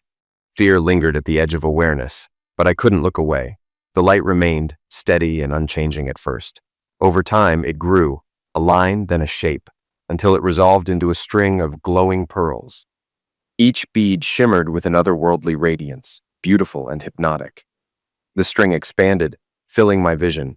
Were the beads stationary, or was I moving toward them? A faint sensation of falling answered the question. My perception shifted. I was no longer motionless, but hurtling toward the luminous orbs.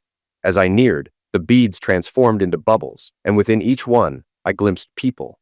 The sight ignited a yearning within me, a deep need for connection, for contact with another human being. The bubbles beckoned, promising answers, companionship, or perhaps simply an escape from the solitary abyss. By the time I thought to count the glowing beads or bubbles, I was too close to take them all in. My trajectory seemed fixed on one in the center. Before I could wonder why, I slid seamlessly through its surface. Suddenly, it was 1994. Lauren was crying again. No surprise there. She always cried when I was around. And when she cried, her mother always blamed me. This time, Lauren's arm was red and bruised where I'd gripped it too tightly. I released her, horrified by the marks. I hadn't meant to hurt her, but she sobbed inconsolably, seeming to relish the drama. "What have you done now, you dreadful boy?" Lauren's mother stormed toward me, her voice sharp with fury. She grabbed my ear and turned my head to make me face Lauren's bruised arm. "Look at that! What do you have to say for yourself?" I stayed silent. Explaining never helped. In her eyes, I was always the villain. But this time had been different. Lauren had wandered straight into the path of an oncoming car. I'd lunged to pull her back just in time, gripping her arm harder than I realized. For one breathless moment after the car passed, I hoped someone might understand. Instead, Lauren cried louder, and her mother's rage descended like a storm. The slap came without warning, leaving my cheeks stinging and my pride shattered. I hit the ground, humiliated. "Stay away from my daughter," she spat, scooping Lauren into her arms. As they walked away, her scathing words cut deeper than the slap. "Don't worry, sweetheart. He won't hurt you again." I stayed on the ground, cheeks burning. My tears threatened to spill, but I bit them back. It wasn't fair. None of it was. Just then, a hand appeared in front of me. "Why didn't you say something?" Elizabeth asked as she helped me to my feet. "She wouldn't have believed me," I muttered. "She never does." Elizabeth was 14, 3 years older than me, but she treated me like the little brother she never had. "You didn't think this was the first time, did you?" she asked, folding her arms. "How many times have you saved Lauren from trouble?" I thought about it. 5, I said, counting today. 5? She repeated, astonished. "What happened?" I listed the incidents. When I was 7, I stopped her stroller from rolling into traffic. Then someone shoved a shopping cart her way and I caught it before it hit her. Next, she fell off a climbing frame. I broke my nose catching her, but she ran crying to her mom and I got blamed again. Last year, she got tangled in river weeds. I dived in and freed her, but by the time I got her out, she was hysterical and her mom assumed the worst. And now this. Elizabeth shook her head. "No wonder my dad always says, 'No good deed goes unpunished.'" Her hug was warm and unexpected, making my frustration melt away. I'd nursed a quiet crush on her for ages, and when she kissed my cheek softly, the sting of the slap faded entirely. Her knowing smile lingered as she stepped back, leaving me floating in a haze of gratitude. The darkness returned, pressing in around me like a suffocating shroud. My mind churned with questions, restless and unanswered. The scene I had just experienced lingered uneasily, vivid yet distant, as though I'd watched it through someone else's eyes. Lauren's presence gnawed at me. Something about her didn't sit right. And Elizabeth, though she felt like an older sister, couldn't be. I had no siblings. While it all felt crystal clear during the moment, now it was slipping into an intangible haze. I remembered my father, his death shrouded in muted pain. He had been a hero, saving a child from a runaway truck, but losing his life in the process. Was I the child he'd saved? The thought nagged at me, but the details wouldn't solidify. The sting of Lauren's mother's slap still echoed faintly in my mind, but before I could untangle these thoughts, I felt the pull again. The momentum drew me into the next bubble. It was 1995. I stood in a small, dimly lit store, the sunlight outside making the interior seem darker by contrast. A voice called out, and I turned to see a security guard walking toward me. Lauren and her friend stood just beyond the store windows, laughing and pointing in my direction. Their amusement at my predicament was painfully clear. Unease settled over me as the guard motioned for me to step aside. He asked if I had paid for everything in my bag. His tone was sharp, laced with suspicion, and I felt the eyes of nearby shoppers turn toward us. I insisted I had, but as his gaze narrowed, a creeping doubt formed. Could someone have slipped something into my bag without my knowledge? The idea seemed absurd, but the guard's scrutiny didn't waver. He led me toward a door labeled private, and an instinctive alarm flared within me. Something about being taken out of public view felt wrong. I stopped short, refusing to go further. A tense exchange followed, the guard growing visibly irritated, while I insisted on speaking with the manager in the open. The scene drew a growing crowd of onlookers, their whispers and murmurs adding to the tension. Eventually, the manager arrived, a man in his 30s with a poorly fitted suit and an expression of growing impatience. He wasted no time, demanding to see the contents of my bag. My grip tightened on it as I refused, recalling advice I'd once overheard. Never let them search your belongings unless they have the authority to do so. The manager's frustration boiled over. He lunged for the bag, but desperation lent me speed, and I pulled it out of his reach. The crowd, now larger, seemed to delight in the unfolding drama. Someone laughed, and the manager's face flushed red with anger. Yet, oddly, his escalating temper made it easier for me to remain calm. I pointed out that he wasn't a police officer and had no right to search me. The gathered spectators murmured in agreement, adding pressure to his mounting discomfort. Just as the tension reached its peak, the crowd parted, and two police officers, a man and a woman, walked toward us. Relief washed over me. Finally, an impartial authority. I wasted no time explaining. The guard had stopped me before I left the store, I said, and tried to take me to a private room. I refused, feeling unsafe, and insisted on staying in public. The manager had then tried to search me without cause. I carefully left out the guard's threatening demeanor, uncertain if mentioning it would help or hurt my case. The officers listened intently, their faces unreadable, before turning their attention to the guard. Under their scrutiny, he fidgeted uncomfortably and admitted to stopping me inside the store. The manager's frustration boiled over. He berated the guard harshly for not following proper procedure, his anger spilling into insults as they retreated through the private door. The sound of his shouting at the guard faded as the door swung shut. The officers turned back to me. With no evidence of wrongdoing, they let me go. The moment the tension broke, a wave of dizziness hit me. My surroundings seemed to lose their color, the edges of my vision graying. My legs wobbled, and I sank to the floor as nausea churned in my stomach. "Are you all right?" one of the officers asked, concern in their voice. I shook my head, bending forward and pressing my head between my knees. The room spun around me, the dizziness threatening to overwhelm. Their voices became faint, blending into the background, and the world around me dimmed. The last sound I heard before everything faded was someone calling my name. "James!" The rush of sound in my ears subsided as Elizabeth's voice cut through the haze. I felt her arms wrap around me, steadying me as the faintness receded. Despite the exhaustion, I reveled in the comfort of her embrace, unwilling to let go of the fleeting solace it brought. She assured the officers she'd see me home safely, her calm confidence persuading them to leave us without further questioning. As the officers departed, I glanced into my bag and discovered the prank Lauren and her friends had played, a piece of lingerie, likely intended to humiliate me if discovered. Annoyed but unwilling to give them the satisfaction, I tossed it toward a nearby rack. Elizabeth suggested a subtle revenge, talking loudly about kids caught pulling similar stunts on CCTV, letting them stew in fear. Her mischievous grin made the idea seem oddly appealing, but I felt too drained to fully engage. We walked out of the store together. Elizabeth mentioned her journal, an exercise she'd begun to prepare for a future career as a reporter.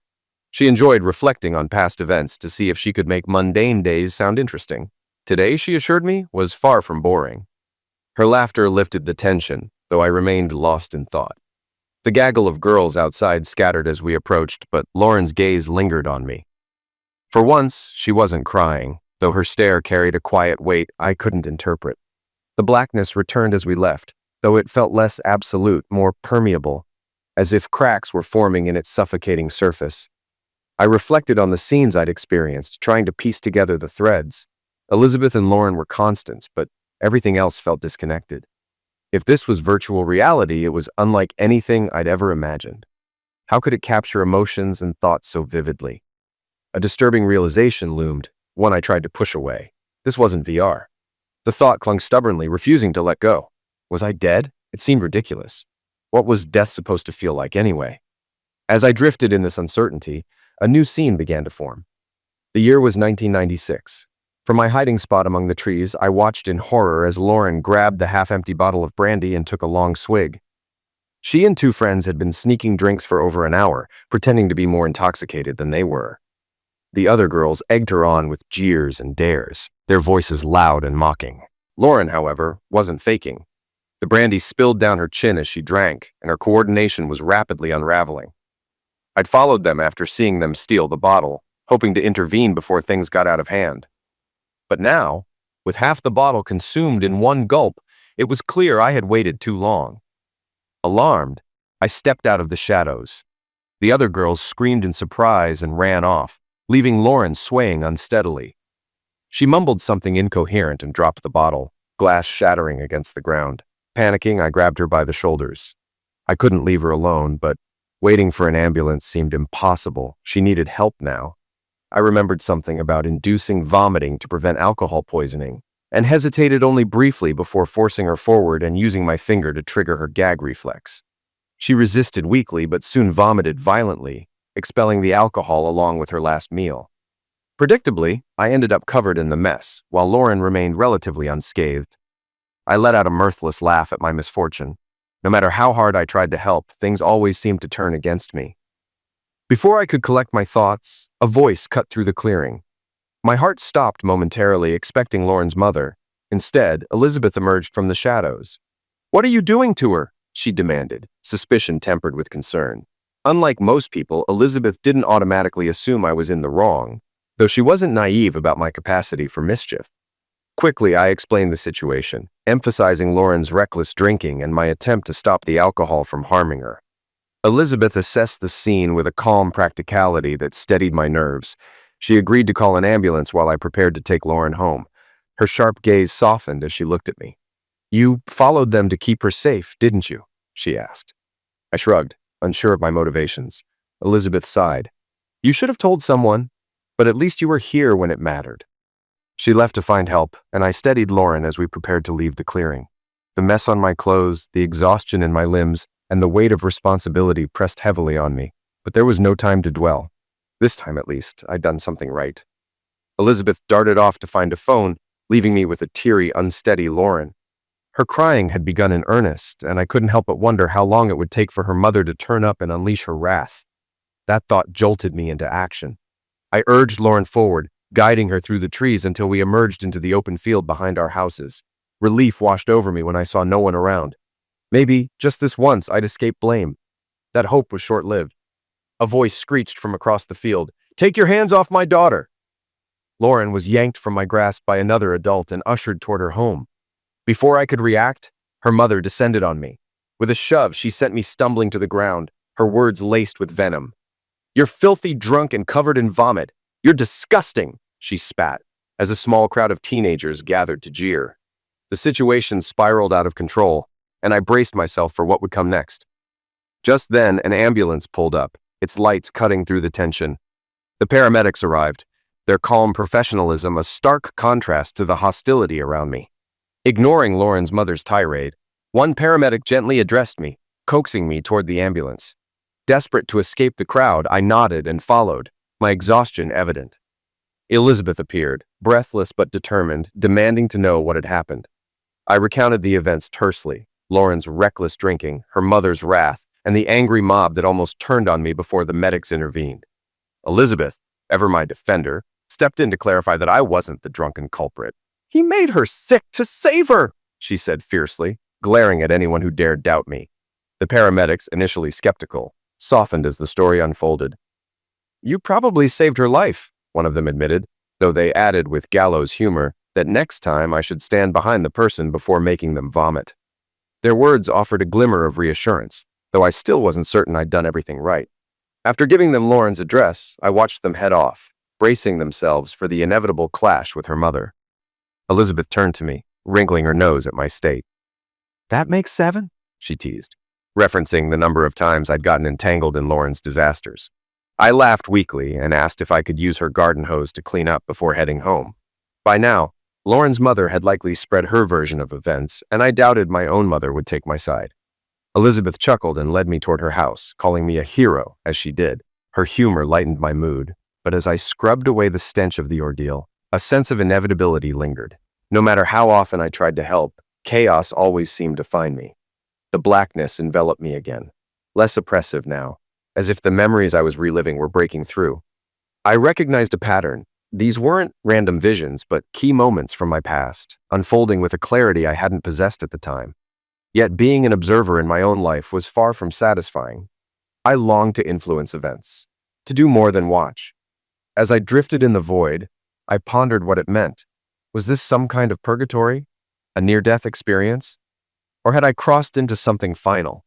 Theories swirled in my mind, but the approaching shimmer of the next bubble distracted me. I was moving again, rushing toward another moment. It was 1997. The shouts and whistles of construction workers formed the backdrop to my walk to school, a daily symphony that seemed to amuse and annoy in equal measure. Most of the girls acted offended by the attention, though I'd noticed that those who were ignored one day often dressed more provocatively the next.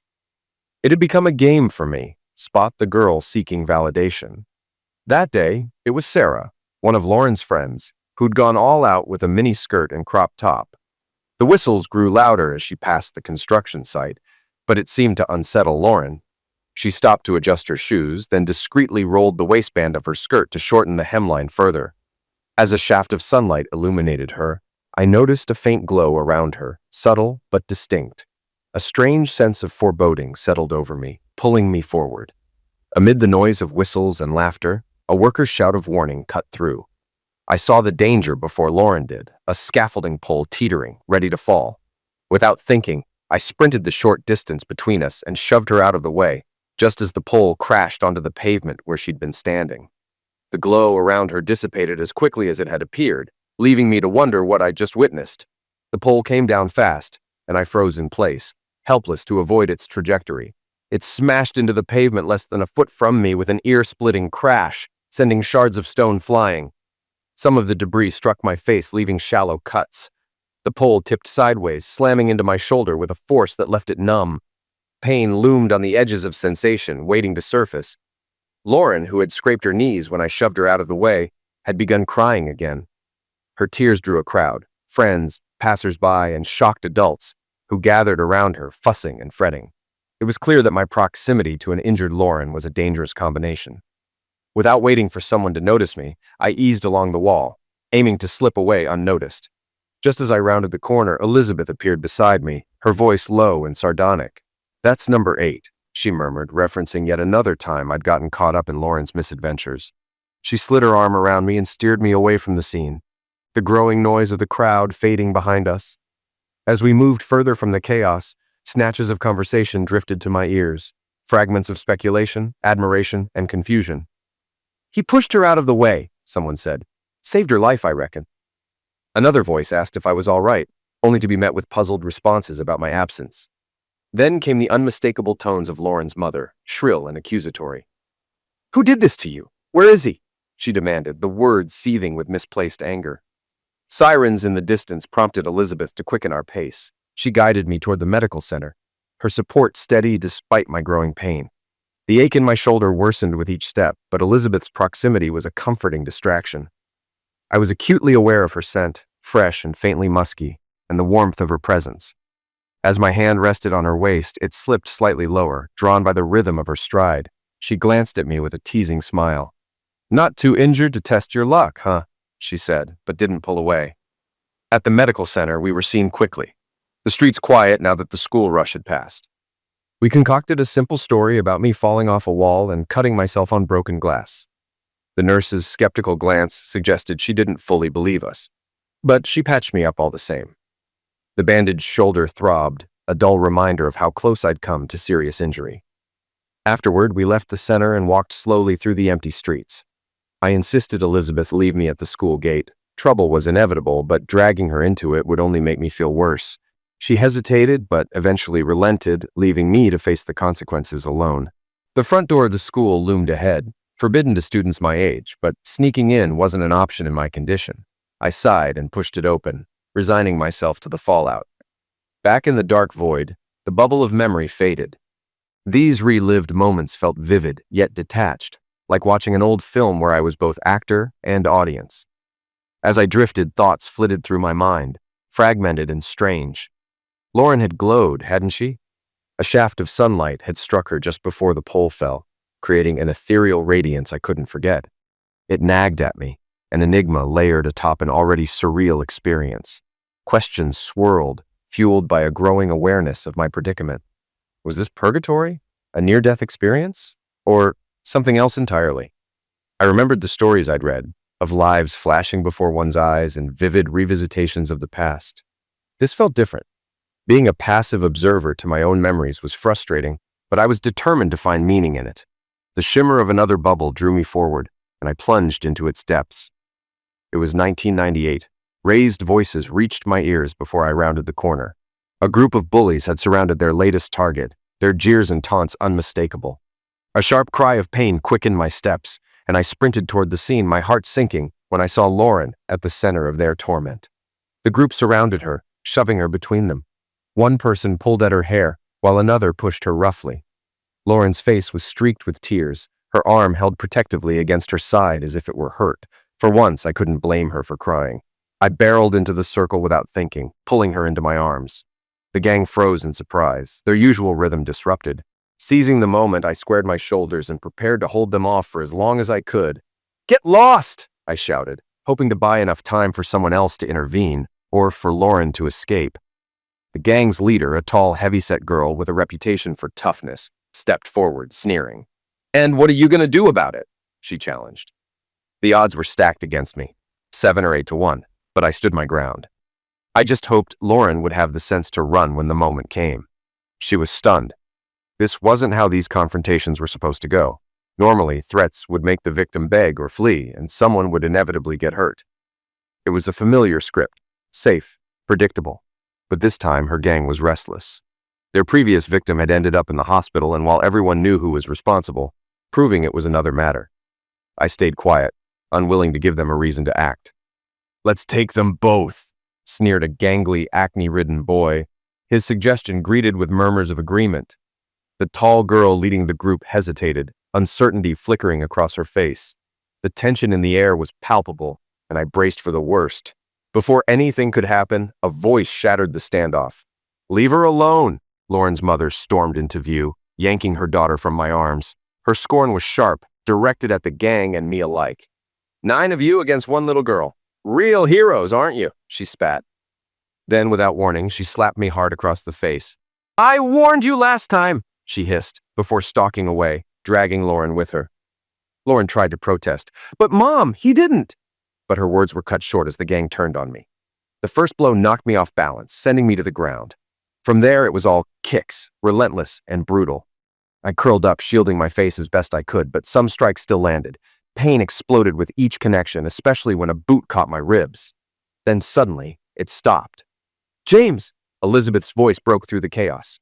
She and a group of her friends had arrived, scattering the gang. She knelt beside me, her face pale with worry. "What have they done to you?" Tears filled her eyes as she helped me sit up. I mumbled weakly, "Is Lauren okay?" Elizabeth turned to the onlookers and spoke loudly, her voice shaking. "The first thing he asks after all this is whether she's okay. Next time someone calls James a thug, remember this."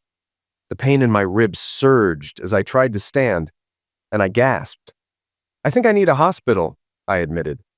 By now, a crowd had gathered, their whispers adding to my humiliation. "Serves him right," someone muttered. "About time he got what he deserved," said another. A passing policeman intervened, dispersing the crowd and calling for an ambulance. Elizabeth tried to explain what had happened, but as she hadn't seen the fight begin and I wasn't talking, there was little he could do. At the hospital, hours later, the same officer visited my bedside. He told me Lauren's mother had filed a formal complaint, accusing me of instigating the fight. "You don't have to say anything," he cautioned, but I was too exhausted to respond. When I woke again, my mother was sitting beside me. She smiled softly and asked, "Did you do what she says?" "No," I whispered. "Then that's all I need to know," she said, squeezing my hand. The officer returned later to tell me the charges had been dropped. "Not enough evidence," he explained, his tone lighter. "Someone took photos of you before you were treated. No jury would have bought her story with how battered you were. What did you do to make that woman hate you so much?" I shrugged, unwilling to answer. He left, and I slipped back into restless sleep, the darkness feeling like a reprieve. The school crowd roared as our local football team took the field. The game was an exhibition match, raising funds for the school and local charities. The energy was electric, with students cheering wildly as the pros toyed with our team, showcasing their skills. When the opposing striker launched the ball from over 25 yards out, it soared into the net, igniting a wave of excitement throughout the crowd. The cheers turned to screams as a section of temporary seating began to collapse. I turned just in time to see people tumbling forward. Among them, I spotted Lauren falling from the top row. Without thinking, I lunged and grabbed her arm, stopping her midair. The force of her fall wrenched my arm painfully, and I realized with growing horror that it was bent at an unnatural angle. As I pulled her up with my other arm, she cried out, clutching her shoulder. Her tear-filled eyes met mine. "James, your arm!" she gasped. Ignoring her, I scanned the chaos below, trying to help others climb to safety. Each movement sent waves of pain through my injured arm, but I kept going, pulling as many people as I could to safety. The screams and cries for help were endless, but my focus remained on those I could save. By the time rescue workers arrived, I was drenched in sweat, my arm throbbing relentlessly. Lauren, still crying, held on to me as the paramedics approached. Her injuries were minor, but she wouldn't leave my side. As I was helped onto a stretcher, I couldn't shake the feeling that no matter what I did, it wouldn't change Lauren's mother's opinion of me. But for once, it didn't matter. I'd done the right thing, even if it meant yet another scar to carry. Elizabeth and I helped organize a makeshift rescue line, pulling people from the wreckage. Even Lauren joined in, setting aside her tears to lend a hand. Occasionally, she glanced at me, confusion flickering in her eyes, and urged me to get my arm checked. I shrugged off her concern. There were still others trapped, and as long as I could stand, I was better off than the people beneath the debris. Relief came in the form of firefighters in fluorescent jackets who swiftly took over with ropes and ladders, their efficiency cutting through the chaos. One of them, a man in a white helmet, approached us. He praised my efforts but froze when he saw my arm. "That needs immediate attention," he said firmly, instructing Elizabeth to take me to triage. Elizabeth guided me through the crowd as the pain in my arm intensified to the point where speaking became impossible. Lauren followed briefly, clutching her shoulder, but the jostling crowd soon separated us. Elizabeth stayed close, shielding me from the worst of the chaos, and led me toward the flashing lights of an ambulance. A medic examined my arm gently but grimly. "Dislocated elbow, maybe a fractured forearm," he said. "No pain relief until the doctor sees you, I'm afraid." He draped an orange card around my neck and moved on to other patients. Elizabeth stayed by my side, filling out forms and reassuring me. I murmured for her to check on Lauren later, but before I could say more, exhaustion pulled me under. When I woke, the searing pain in my arm had dulled to a manageable ache. I was lying on a stretcher in the back of an ambulance, the muted wail of a siren and flashes of blue light filtering through the windows. Elizabeth was beside me, her expression brightening as I stirred. "What happened to my arm?" I asked groggily. "A doctor reduced the dislocation while you were unconscious," she said, grinning. "You'd have liked her. She was gorgeous." I laughed weakly, relieved by the absence of pain. Too bad I wasn't awake. Meeting her might have made all this worth it. Elizabeth rolled her eyes but smiled. "That's number 10, she teased. "You're always in the middle of these disasters." "Let's hope it's the last," I muttered. I leaned back, exhaustion overtaking me once more. After the hospital confirmed no fractures, I was sent home. Elizabeth had called my mother, who fussed over me during my recovery. News outlets ran exaggerated stories about a mystery hero saving lives at the collapse, but Elizabeth kept my identity a secret. She teased me about the absurd reports, and I teased her back, warning her not to write such nonsense when she became a journalist. The memory of that time shifted unexpectedly.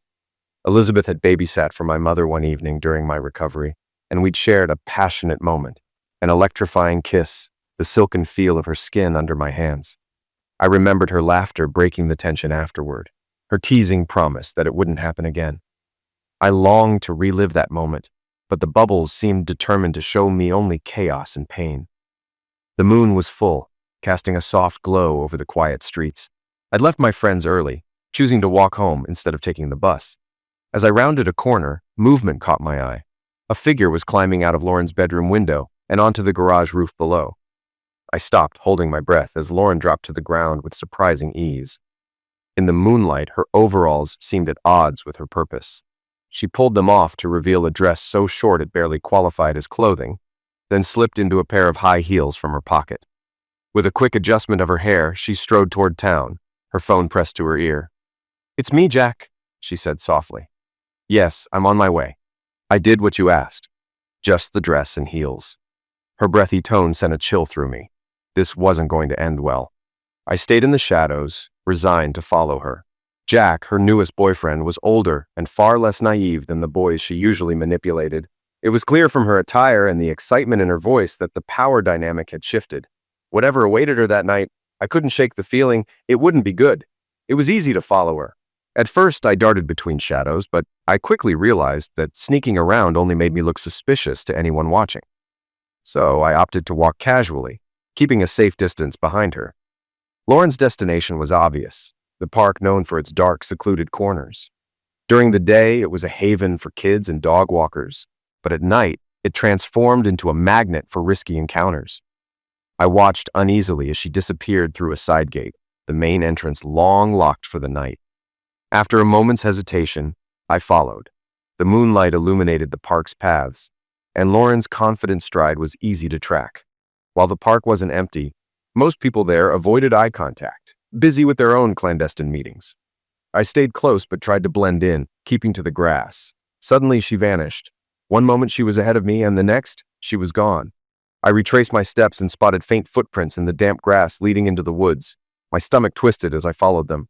Inside the trees I heard voices, a low, menacing rumble and a higher-pitched, nervous tone. Jack and Lauren, I presumed. Moving closer, I strained to make out their words, and my unease turned to dread. "Jack, you're scaring me," Lauren said, her voice shaking. "And you love it," Jack replied, his tone mocking. "Dressed like that? You're asking for it." "Please, let me go. I don't want to do this." "Stop fighting. You know you want it." A slap cut off her protests, followed by a scream. I pushed through the undergrowth and found Lauren on the ground, her dress pulled up and a red mark blooming on her face. She looked ethereal in the moonlight, her beauty almost surreal, but the scene was anything but. Jack loomed over her, his expression dark and dangerous. "Leave her alone," I said, stepping forward. Jack turned, his eyes narrowing. "No," I glanced at Lauren. "Get up and go home, now." She scrambled to her feet, clutching her dress as she ran toward the park's entrance. Jack moved to follow, but I stepped in his path. For a moment he seemed unsure, and I dared to hope he'd back down. Then he roared in anger and charged. I turned to run, but he was faster than I'd expected. I tripped, and before I could get up, his boot connected with my shoulder, sending waves of pain through my body. I curled into a ball, trying to protect myself as he rained kicks on my arms, legs, and ribs. Each strike felt like a hammer blow, and I could hear my bones cracking.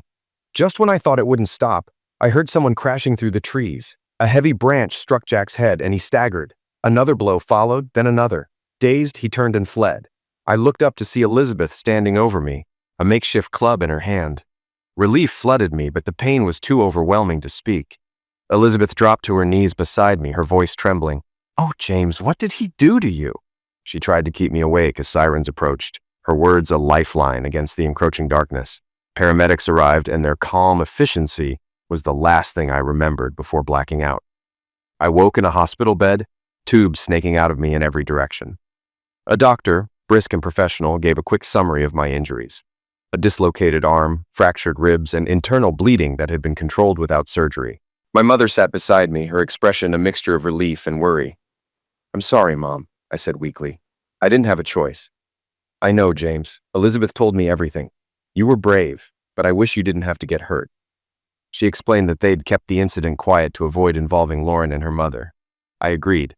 There was no sense dragging Lauren into more trauma, or risking her mother twisting the story. Grateful for her understanding, I urged my mom to get some rest. Elizabeth took her place, sitting close and talking softly until fatigue overcame me again. As I drifted off, I felt a deep gratitude for her unwavering support, even as I dreaded the inevitable scars, physical and emotional, that this night would leave behind. Elizabeth urged me to sleep as my eyes drooped again, promising to see me tomorrow. Hours later, I woke to find the familiar fatherly policeman standing at the foot of my bed. He smiled warmly and settled into the chair beside me, his deliberate silence prompting me to speak first. "This is becoming a habit," I said, my voice hoarse. "A habit," he replied with mock seriousness. "Meeting like this, people will talk." I managed a grunt, too exhausted for banter. He continued, "Funny thing, I ask around about James Preston and hear stories about a thug or a tearaway. But when I check your record, all I find are unsubstantiated complaints. At school, they have nothing but good things to say about your work and behavior. And last year, I hear you saved lives despite a dislocated elbow, which I'm told is excruciatingly painful." I blinked rapidly, holding back unexpected tears. It was rare for anyone outside of Elizabeth or my mother to look at me without suspicion. The officer's tone softened. "You'll be pleased to know Jack Lawson won't trouble you again. Got himself stabbed in a bar fight. Once he's out of the hospital, he has a list of charges waiting. He'll be away for a long time." "Thanks," I murmured, grateful for the news. He flipped open his notebook. "Now, your statement." "What statement?" I asked warily. He smirked, reading in an exaggerated tone. James Preston stated it was too dark to see his assailant. Relief flooded me. "Thank you." He stood, patting my shoulder. "Let's not make this a tradition, all right?" I nodded, watching him leave as he whistled a jaunty tune. Despite everything, I found myself liking him. As I lay back in bed, pain radiating through my body, I marveled at how my life had reached this point.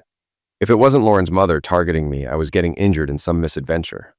The escalation was clear, and I dreaded what the next bubble might bring. Ahead of me, the last bubble shimmered, its colors shifting hypnotically. There was no slowing my approach. Somewhere distant, a girl's voice whispered, soothing and familiar. The dread of reliving what seemed to be the moment of my death settled over me. But I had no choice. 2001. "How's university?" I asked. Elizabeth glanced at her watch. "Same as 20 minutes ago when you last asked." "Sorry, I'm just happy to see you," I said awkwardly.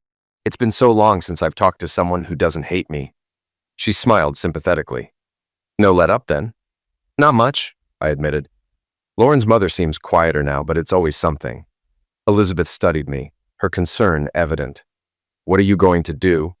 "Keep my head down. Avoid Lauren," I said, though unease rippled through me. I shivered involuntarily, brushing it off as nothing. Elizabeth laughed lightly, but soon checked her watch again. "I've got to meet our moms. Big shopping trip planned." We left the food court and pushed through the crowded mall, her chatter about university filling the space between us. A commotion ahead caught my attention. A knot of people had gathered, shouts echoing from a building society. I moved toward the crowd, my unease deepening. Through the windows, I saw a robbery unfolding, desperate and chaotic. Then I saw her. Lauren and her friends, laughing and unaware, walked directly toward the danger. My stomach dropped as a robber burst through the door, wild-eyed and brandishing a tool. The spotlight from the mall's ceiling illuminated Lauren, her figure glowing like an omen. She froze, her eyes locked on the Colt as the robber screamed incoherently, his finger curled around the trigger. Without thinking, I surged forward, shoving Lauren to the side just as the tools discharged. The sharp crack of the sound was strangely muted, almost toy-like, but I felt a tap near my shoulder. Light, like someone brushing past. For a fleeting moment, I thought I'd been spared. Then my legs gave out and I collapsed. The noise around me returned in full force. Screams, shouts, chaos. I vaguely registered hands on my face and opened my eyes to see Lauren leaning over me, her face streaked with tears. "James," she sobbed, her voice breaking. "Oh God, what has he done to you?" The pain hit me like a tidal wave after an eerie numbness, ripping through my back and forcing a scream from my throat. I vaguely heard Lauren shouting for no one to move me. Then slowly, the scene dissolved into blackness. When I emerged from the final bubble, the memory of the bullet was still sharp. I finally understood what was happening. There was no more to experience. This was the end. Oddly, I felt calm.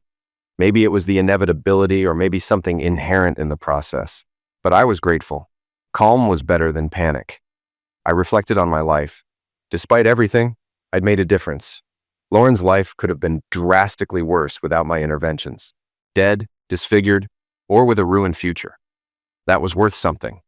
But still, I couldn't help thinking it would have been nice to relive one of life's better moments instead of all this pain. The blackness around me softened, tinged with gray and pink. Then a shaft of light pierced through, and a voice called my name. Bracing myself, I moved toward the light. "James, wake up!" a voice urged. I opened my eyes, blinded by a sharp light. "He's awake!" a familiar voice exclaimed. I blinked, my vision clearing to reveal Elizabeth and my mother standing over me, both with tears streaming down their faces. I tried to speak but could only croak. Someone offered me water, and with a few small sips, my throat began to work again. "Mom? Elizabeth? What happened?" My voice was weak, but I managed to ask. Before they could answer, another voice interjected. "We'd prefer if you remembered on your own. What's the last thing you recall?" After a struggle to piece together my fragmented memory, I rasped. "I was pushing Lauren away from an attacker. There was screaming, then a punch in the back, and blackness." The doctor nodded. "You were injured by a bullet. It lodged in your shoulder blade, preventing it from reaching your lung, though it caused significant damage. We managed to repair most of it, and you've healed well. However, you've been in a coma for nearly a year. These two ladies never gave up on you." Elizabeth chimed in, her voice fierce. "You're a hero, James." I shook my head, irritated. "Is Lauren okay?" "She's fine," Elizabeth reassured me. "She probably saved your life by keeping everyone from moving you until the paramedics arrived." I grunted. Even Mrs. Brown can't blame me for this one. A soft gasp from across the room drew my attention. Lauren's mother stood there, and despite my irritation, I muttered an insincere, "Sorry." Before she could respond, the doctor ushered everyone out, insisting I needed rest. 2 weeks later, I was sitting up on my own, free of the tubes and drips that had tethered me to the hospital bed. Elizabeth entered, looking nervous. She held a newspaper in her hand. "Is everything okay?" I asked, noting her expression. She hesitated, then said, "I wrote an article about you. I had to. You were in a coma, and I thought people needed to know the truth." "What kind of article?" I asked warily. She handed me the folded paper. The headline read, "Guardian Angel in Our Midst" by Elizabeth Carter. The article chronicled every time I'd saved Lauren, from stopping her runaway pushchair at 7 to taking a bullet for her at 18. Each incident was detailed, including how her mother had misjudged me time and again. It was written with clarity and passion, setting the record straight. When I finished reading, I looked up at Elizabeth. "You wrote this?" She nodded. "I wanted everyone to know what you've done. You deserve that." "Thanks," I said softly, overwhelmed. As I lay back that night, I reflected on the article. For the first time, the weight of all those years felt lighter. I'd done what I could. Maybe now, finally, I could let it all go. In 1995, Lauren and her friends thought it would be funny to slip lingerie into James's shopping bag while he browsed a bookstore. When a store guard stopped him, James quickly realized the setup and managed to avoid being accused of theft. CCTV footage showed the girls' prank, sparing James but leaving them at risk of trouble with the law. The next year, James stumbled upon Lauren and her friends drinking in the woods. Lauren had downed half a bottle of brandy and was dangerously close to alcohol poisoning. Acting quickly, James forced her to vomit, saving her life but covering himself in the mess. As he tried to get her home, I arrived, and he asked me to call an ambulance. Unfortunately, Lauren's friends had alerted her mother, who accused James of being drunk and attacking her daughter. The arriving paramedics barely prevented the angry crowd from taking action against him. In 1997, James saved Lauren yet again. A scaffolding pole was about to fall on her, and he shoved her out of harm's way, taking the brunt of the impact himself. His shoulder was severely bruised, and his face was cut by shards of paving stone. Uninterested in explaining himself, he was already leaving the scene when I caught up and insisted he go to the hospital. By 1998, Lauren became a target for bullies. James intervened when a gang attacked her, protecting her from further harm, but the gang turned on him instead. Despite the beating he received, Mrs. Brown accused him of being part of the group that hurt her daughter. In 1999, a temporary stadium seating collapse nearly crushed Lauren. James caught her mid-fall, dislocating his elbow in the process. Even in immense pain, he pulled others to safety. Newspapers praised an anonymous hero, but James, enduring weeks with his arm in a sling, felt relief only because Mrs. Brown hadn't blamed him this time. The following year, James saw Lauren sneaking out to meet an older boyfriend. Sensing danger, he followed her to the park, where the boy tried to attack her. James intervened, saving her but suffering a severe beating in the process. My boyfriend and I found him barely conscious, and we managed to chase the attacker off. Despite his injuries, James's reputation as a troublemaker left him with no sympathy from anyone except a small few. In 2001, James, now 18, took a bullet meant for Lauren during a botched robbery. While Lauren escaped unharmed, James fell into a coma. His reputation once again led to whispers questioning his actions, but Elizabeth decided enough was enough. She wrote an article documenting every incident where James had risked himself to save Lauren. "Jesus, Elizabeth," I muttered, setting down the newspaper she'd handed me. "What were you thinking writing this? How am I ever going to face people now?" "Proudly," came my mother's voice. She stood in the doorway, her eyes glistening with unshed tears. "I can't tell you how proud I am of you, James." I sighed, shaking my head. It didn't matter what I did. It always backfired. Eventually, I gave up. It hurt that even you were disappointed in me. The only thing that kept me going was knowing Elizabeth believed in me. But once she left for college, I trailed off. My mother pulled me into a fierce hug. "I'm so proud of you. I could burst," she said, her tears wetting my cheek. I turned to Elizabeth, trying to lighten the mood. "How'd you convince your editor to publish it?" She grinned. "Quiet news day. I'd already written it, so I pitched it as a human interest story. Not my best work, but it's my first byline, and I'm proud it was about you." I woke later to find Elizabeth and Lauren sitting nearby, speaking quietly. Something felt off. Lauren seemed surrounded by an otherworldly glow, triggering a distant memory. "Lauren, are you okay?" I asked, startling both women. Lauren's face crumpled and tears streamed down her cheeks. Elizabeth's expression turned serious. "What do you mean? How do you know something's wrong?" I explained haltingly. "Every time I helped Lauren in the past, she'd have this glow around her before something happened. She has it now, but I don't know what to do. I'm in no shape to help." Elizabeth nodded, understanding. "This time, I think it's emotional, not physical. You can help her just fine." She turned to Lauren. "You need to tell him everything." Lauren hesitated, trembling. "I don't know how." "You owe him that much," Elizabeth said firmly before leaving us alone. Lauren sat beside me, wringing her hands. "I don't even know where to start. This is such a mess." "Start from the beginning," I suggested gently. "Pretend you're talking to a stranger." She took a deep breath. "Since I was a kid, I've felt like someone was watching over me. Not in a creepy way, comforting. I used to tell my mom I had a guardian angel, but she hated you, and it wasn't even your fault. I think it was because of my dad." Her voice faltered, but she continued. "I knew you saved me so many times, but she never believed me. Eventually, I stopped trying to explain. I'm sorry for that." She gripped my hand tightly, her words spilling out. "When you saved me from being hit, I thought it was so public no one could deny it. But even then, my mom twisted it. Then Elizabeth wrote that article, and it hit me. Everything you've done for me, all the times you saved me. I realized I'd never thanked you."